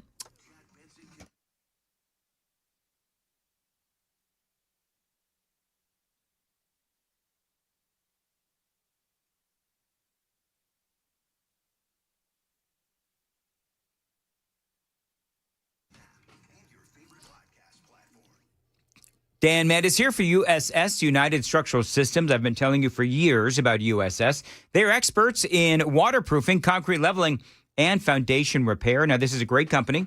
They've helped me several times with my home, and that is why I proudly endorse United Structural Systems. Matter of fact, I was a customer before I was an endorser, and I'm one of 30,000 satisfied customers. Listen to this recent review on Google. A guy does say that USS, they were highly professional. The crew was phenomenal from start to finish, and they treated his home as if they were working on their own home. And he does give United Structural Systems 5 stars all the way, as do I. Now, USS, they're not going to charge you for any unnecessary repairs, and you won't pay a dime until the work is done and you are a satisfied customer. And they can help you with basement and crawl space waterproofing, basement wall stabilization, and foundation repair, to name just a few. This is a great company. We guarantee our best. Call USS 615-488-7855, 615-488-7855, USSTN.com.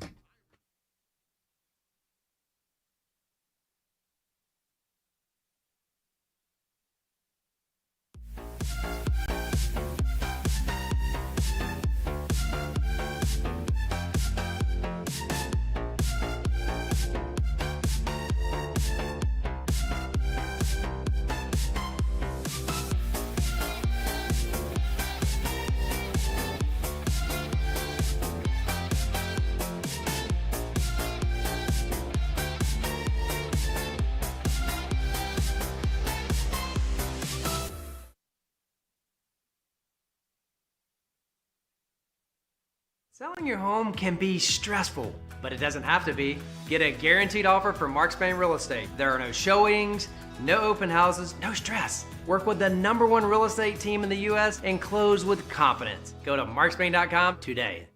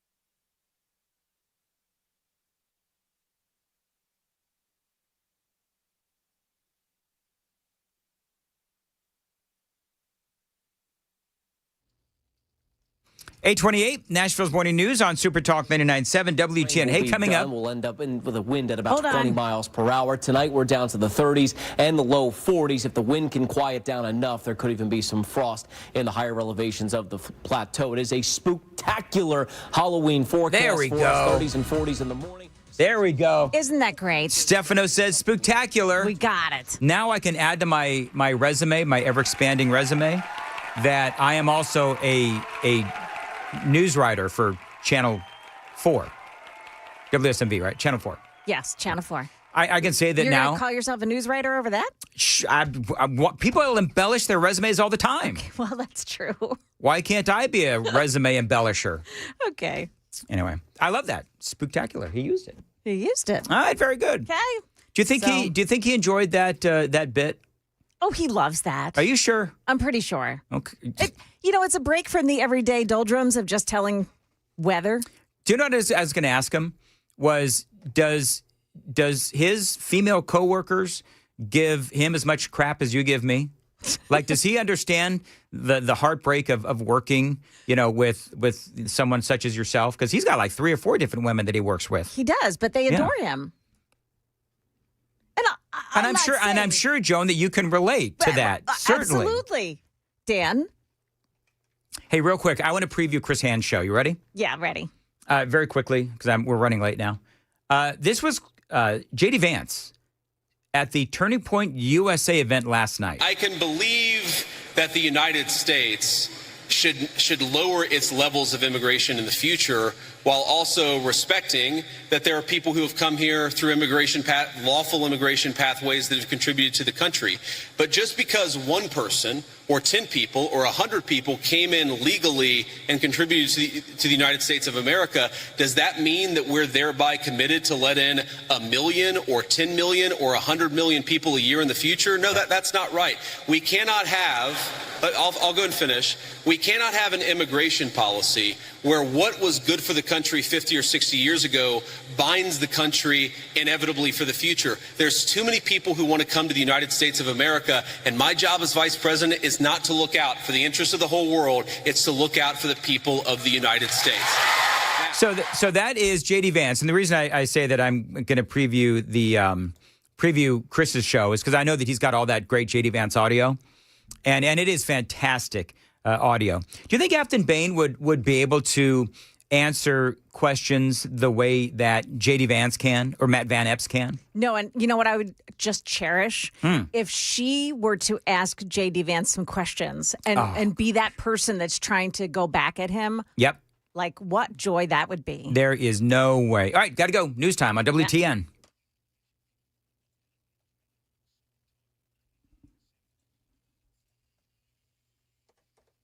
Good morning. It is now 8:31, and I'm Joan Jones with your top stories. Improving relations between the world's 2 largest economies after that meeting between President Trump and China's Xi Jinping.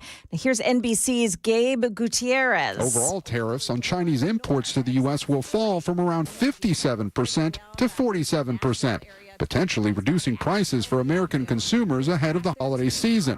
In return, Trump says China agreed to postpone for a year new restrictions on its exports of critical rare earth minerals, commonly used in electronics like TVs and smartphones. Now, Xi also promised to curb fentanyl flows into the U.S. and start buying U.S. crops like soybeans starting immediately. Here in Nashville, Speaker of the House of Representatives Cameron Sexton has asked the Comptroller's Office to review property revaluations in Davidson County. Here's WSMV4's Tracy Cornett. Listen to this. Sexton said some lower Broadway properties saw more than 300% increases over the last year. He says this can cause businesses to close as tax bills are so high. Recently, Comptroller Jason Mumpower's office found mistakes in how properties were evaluated in Rutherford County. 10,000 students showed up for that Turning Point USA campus visit at Ole Miss last night. Erica Kirk spoke, and then came Vice President J.D. Vance. The most important advice he ever gave you was fall in love, get married, and start a family. And I can't honor Charlie without repeating that most important advice. There you go. Vance took questions from the audience, Charlie Kirk style, too. Right now, at trading on Wall Street, as we do market numbers here, brought to you by Beacon Capital Management, online at beaconcm.com. Stocks falling. Dow Jones Industrials down 80. NASDAQ is minus 218. S&P 500 index down 37 points. That's the latest news, traffic and weather. Next, I'm Joan Jones, WTN News. Thank you, Joan. 8:33 Nashville's Morning News. Dan Mandis here. You know, the weather in Middle Tennessee can get crazy, which is why you need a backup home standby generator from my friends at the Generator Super Center. They are the nation's #1 Generac generator dealer. You can get a free quote and get peace of mind when you have one installed. The Generator Super Center does feature expert installation, 24-hour monitoring as well. They're not going to leave you in the dark, and yes, financing is available. Call them, tell them Dan Mandis told you to reach out. That phone number is 615-879-1952, 615-879-1952. The website, GeneratorSuperCenterofNashville.com, GeneratorSuperCenterofNashville.com.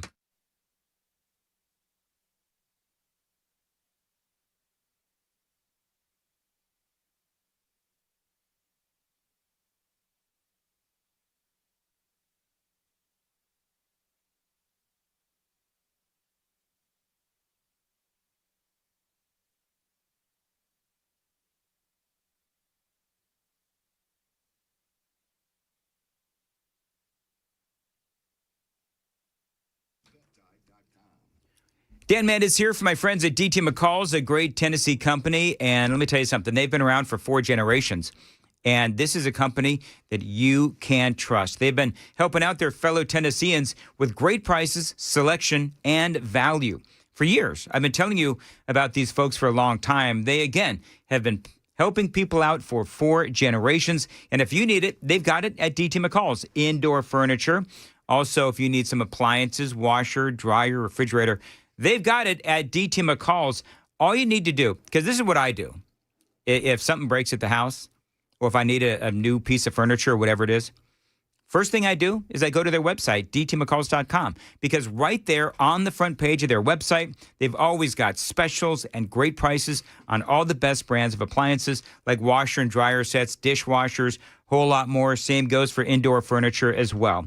They've been at it for over 100 years with a focus on customer service. DT McCall's, if you buy it, they'll deliver it for free and haul away the old stuff. They've got 5 locations across Middle Tennessee: Carthage, Cookeville, Lebanon, Lafayette, and Franklin. Always online, dtmccalls.com.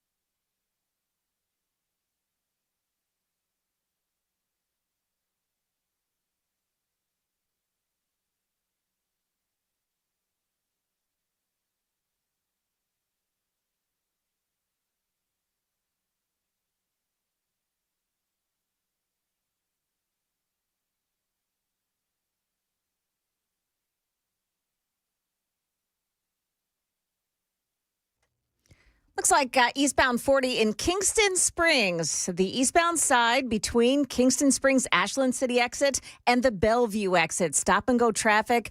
There were 3 crashes in that area this morning. Looks like they're cleaned up, but just causing some delays still.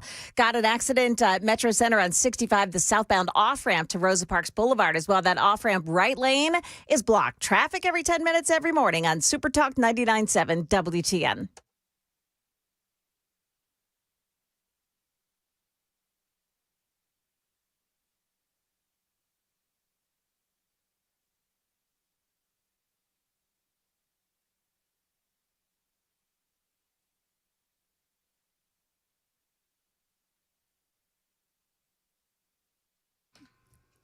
So, Chris, you hear that I'm now a a writer for WSMV television. I heard this partnership is starting to pay off for them.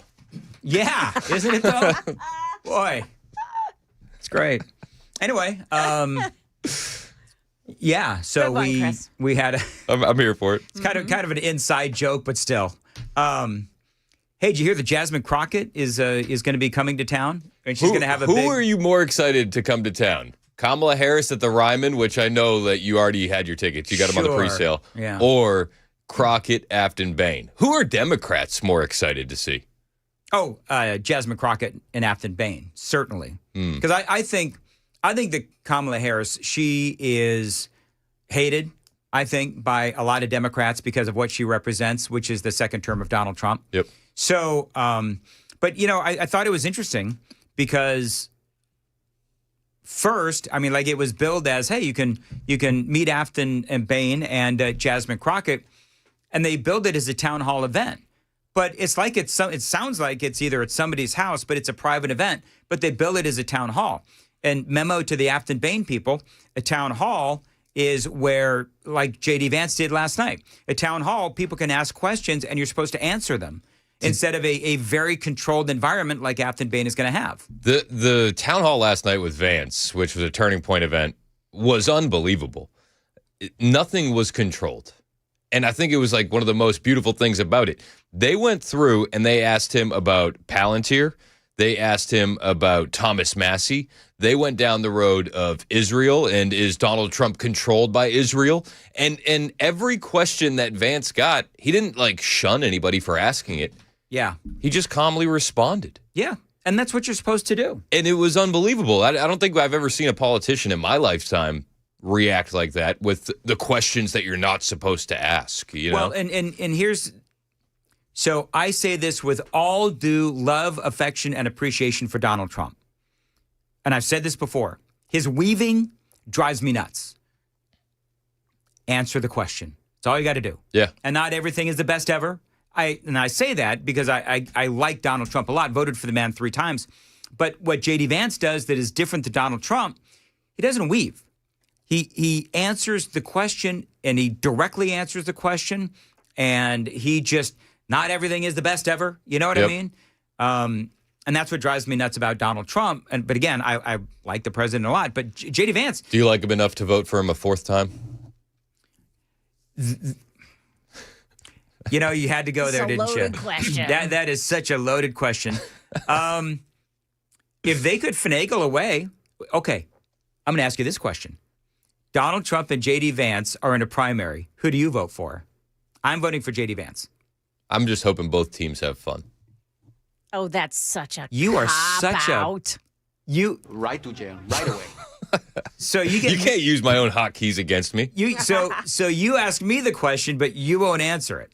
No, I listen. I've said it on my show a couple times. I think running for a 3rd term is silly at this point, especially when you have the heir apparent waiting in the wings. You have the heir, and you've been grooming the heir apparent. 100%. And they've been talking about it for months. But he addressed it this past weekend. He said he's not going to do it. Yeah, he already said it. So I don't know I what think Steve. It's off the table. He's just doing that to throw the Dems off the trail. Yeah.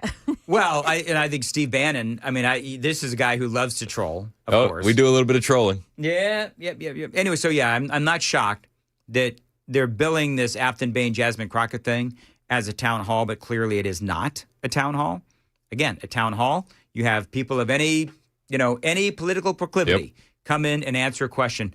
I'm trying to get Sam to go ahead and reserve a spot so that he can get in there. He might wear his Batman onesie to the Jasmine Crockett Afton Bain event. Yeah. And he'll probably be the most normal-looking guy there. Full disclosure. So I've had Bo Diddle on the show a bunch. He's a friend of mine. He does content like Man on the Street, covers protests.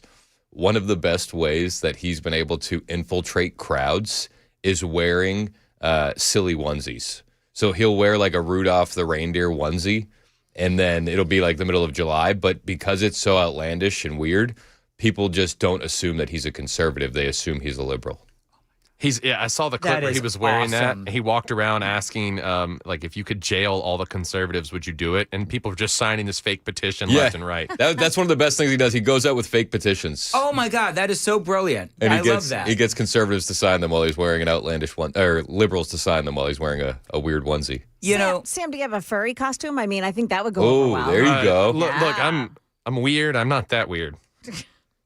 Are you sure? Find one for you. I'm very sure. I don't know. Those costumes are expensive. Yeah, that's the weird part. Sam's not gonna bring it out of the house to some event. Can't risk someone else staining it. How much is it? I'm sure there's a cottage industry of removing stains from furry costumes. Just some guy dressed like Yoshi with an ironing board. Anyway, I found some details on that town hall. If you want more on it, I actually want to know how much the furry costumes are. How much is a furry costume? Like if Like I a wanted legit to, one? if I wanted to buy a rabbit furry costume. Well, first of all, Joan, if I told you that you had to wear a furry costume, First what would one you I be? see is $800. Are you kidding me? Yeah. What? But it's a nice one. You know what? I bet you there's some COVID funds that I could use for that. There you go. There you go. There's one on Etsy for $450. What is it? It's a bunny suit. All right. So, Joan, what would you go as a furry? What would you be if you were a furry? I want to be a kitty cat. A kitty cat. Not surprising. I would be a bulldog. Sam, what would you be? A bulldog? I would be a bulldog. I have no idea. A Rottweiler. Okay. Yeah. This is so dumb. Forget it, Sam. Yeah. Come up with something. Well, how can you? Yeah, it's not a hard question, man. A giraffe. A giraffe. Okay. Chris? A beaver. What? Hey, did you guys hear about the monkey on the roadway? I would love a piece of that wood. Okay.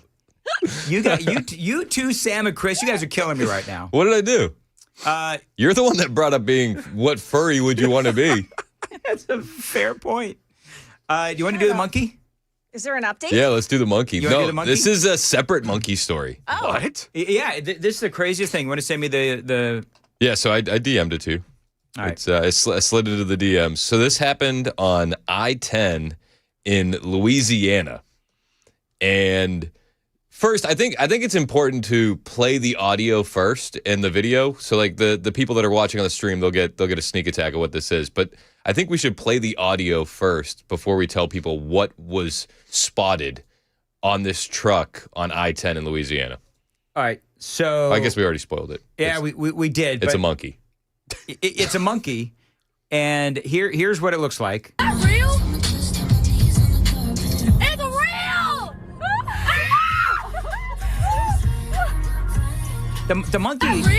The monkey's like jumping around, Yes. and it's The passenger side window is open, and the monkey is like flinging himself from in and out of the truck.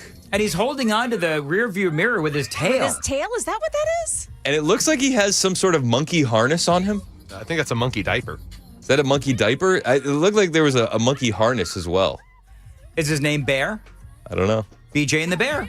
BJ and the Bear. What have I been talking about? That is. So I immediately hit up my trucking expert last night. I said, I'm going to need you to weigh in on this. What did she say? She said, I can't stop laughing. And then she pointed out the best thing. Danielle Chaffin, maybe Danielle with 3 E's on X. She said, if you look at the side of the truck, the name of the trucking company is Responsible Trucking. That's funny. And she says something tells me they're not actually responsible. You know what? I bet you that monkey's a better driver than some of these illegal aliens. It's an adorable monkey. It's like the little monkey from Ace Ventura. It is. That's exactly right. The only thing that would make that monkey cuter was if it was smoking. So here's my issue. Like a cigarette? Yeah, monkeys that smoke are adorable. They're also giving themselves lung cancer. Yeah, you know. The monkey jumping around in the cab of the truck, there's nothing there to stop the monkey from jumping on the driver and making him crash. Right? It's true. She's actually right, because there is no harness on that monkey. Okay, Mom. Well, I was fine with this until I realized there was no safety restraints on the monkey. That's really where I draw the line. Whatever.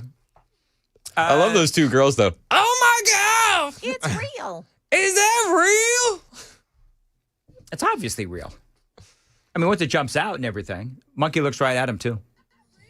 Is that real? Hey, you guys want to feel old? I Sure. don't know if it'll affect me. You want to do the? You want to do? Is it?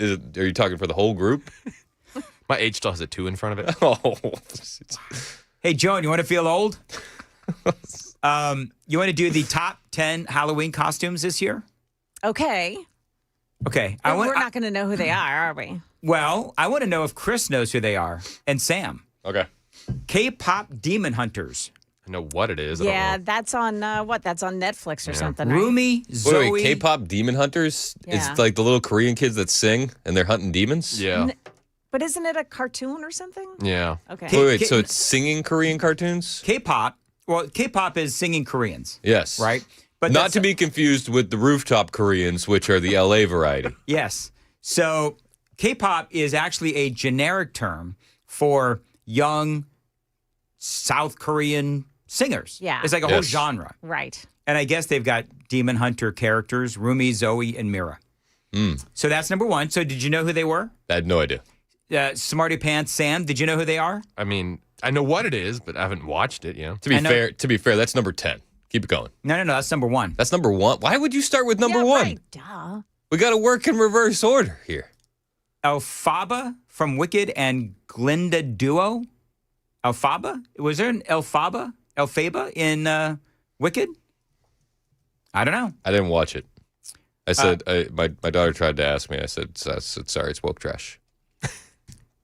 Oh, Elphaba. You're a fun dad. I am. She said, let me guess, Dad. Woke trash. Oh, she's the green one. You would love that one. No, she's not the green one. Yeah, that's what it says. He's talking to me. It's the green one. It's the lady that was like insane on the media tour. Yeah. Well, they both were. Fair. Yeah. All right. Number 3 on the list. I'm going to give you a hint, okay? Yeah. Number 3 on the list. West Side Story. No. Snap benefits. Snap benefits. Joan. That was so much better than mine. Joan. What did you do? You snapped your fingers? Da-da-da-dun. Oh, the Addams Family. Addams Family. Really? Wednesday That's still- Addams That and was the your Addams hint? Family. Yes, it was my hint. Okay. But it was John. What's his name? That snapped his fingers. I don't know. Glam Showgirl. Is that some kind of trans thing? No, you know what? It's you're going to love this, Chris. Think Taylor Swift, The Life of a Showgirl. Oh, fantastic. Barf. That's what you want your kids to be. Joan, would you rather have your kids be like a demon from hell or Taylor Swift? I'd rather have them sit in the house. What's the difference? Corporate wants to know the difference between these two pictures. They're the same picture. M3 Gan? M3G? Megan. Is that Megan? Yeah, it's a robot doll horror movie. Oh. It's like Chucky on steroids. Okay. Spooky. These ones I actually get. Jason, Freddy, and Pinhead. I Okay. get those. That's number 6. Especially that last one. Number 7, the Boys Gen V Soups. S-U-P-E-S. It's a spin-off series of The Boys on Amazon. Was that any good? The Boys? Yeah. The Boys is excellent. You sure? Yeah. I get what they're trying to do with the messaging. Is it woke trash? They try to make it woke trash, but it's actually hilarious. Classics like Barbie and SpongeBob SquarePants. Okay. Cyberpunk Video game. and Beetlejuice. Those are the top 10. Well, it's because they had Beetlejuice? Yeah. They had the second movie come out, Beetlejuice. Beetlejuice. I don't say it a third time. You say it 3 times. No. Michael Keaton will appear and talk to you like this. So those are the top 10. But of course, you're not going to be giving away candy in your house. No, it's too satanic. How do you? I've been to your house. You live in a great neighborhood with a lot of kids. What do you do? Can I be honest with you? Yeah. It was my 3 older kids that said that they don't want to do Halloween anymore. So what do you do? Because like if I was a kid in your house, I would egg your house. Yeah. If you were a kid in his house, you'd egg his house? In your neighborhood. If I was in your neighborhood, I would egg your house and slash your tires. Yeah. That's what I'd do. Take a page out I of have Jones' the tools book. for that. What did Stefano Di Pietro say that they did with when his neighbors back when? Water balloons. Water balloons. Yeah. You know what? When you come in here, I'm gonna have a water balloon, and I'm just gonna like splash you with my water balloon. He kindly didn't mention that when you throw water balloons on Halloween, they're not filled with water. What are they filled with? What do you think? Oh, yuck. What? My head went to pee. What are you saying, Also Sam? called urine. That is Come on. gross. Was that what Stefano Di Pietro No, did as a that's kid? not what he said. He said That's what these are Sam's water insinuating. balloons. I am implying that most water balloons thrown on Halloween do not, in fact, contain water. What do they contain? I mean, Chris said it would take days to build up an arsenal of water balloons that way. Not if you had a lot of people. I was about to say, not if you had a lot of teenage boys. Yeah. Okay, you guys are taking And this. some Mountain Dew. Exactly. Makes it stink. You guys are taking this to places Mountain I did Dew not intend. and asparagus. Eat some asparagus.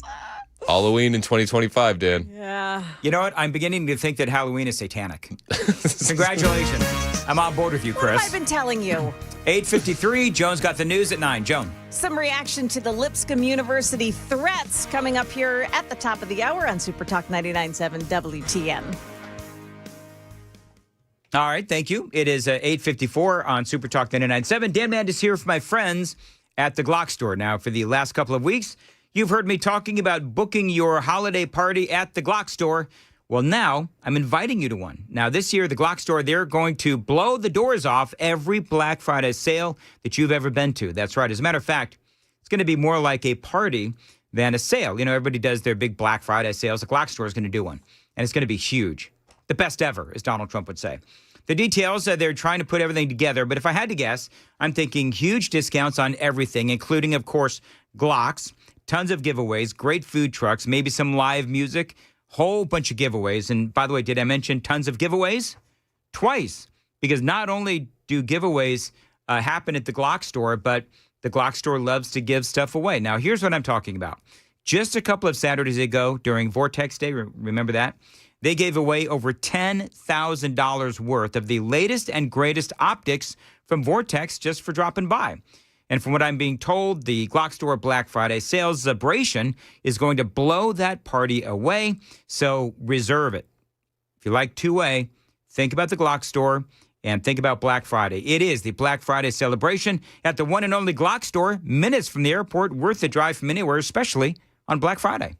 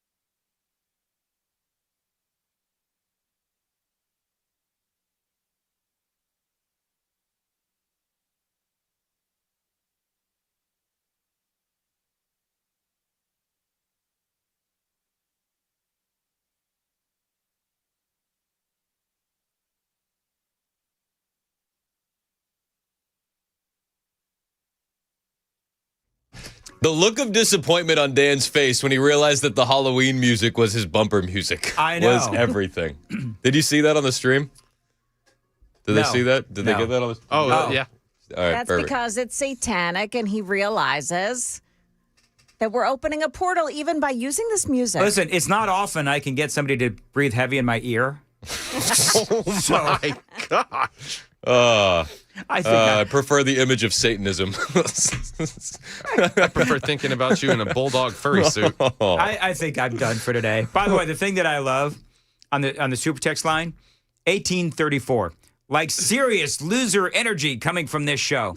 And then others saying, hey, what another great crisscross handoff. Anecdotally, the number one show for serious loser energy is Nashville's Morning News. Not my show. I'll which take comes it. up next. At least I'm number one in something. All right. You're crushing. Marsha Blackburn on the show, 10:35. Right. Joining us via Zoom. She's going to do video. Oh, very nice. Yeah. So an added bonus for the stream. Also, today on the stream, I have found every outlandish, threatening SNAP benefit video, and we're going to play them all during the commercial breaks because I didn't want to edit them. You can't. Oh, my goodness gracious. That is brilliant. Yeah, So- because you got all the. Everybody's cussing. Oh, they're cursing. They're cursing up a storm. All right. Well, if you want to watch the stream, I know what you're trying to do, Hand. What am I trying to do? You're trying to beat my stream numbers. Here's the thing I always do, and you know this. I divide Dan's stream numbers by 4. I know you do. I divide my stream numbers by 3. Uh-huh. And I always come out pretty good. But remember, my 5 o'clock hour doesn't count. All right, got to go. WTN.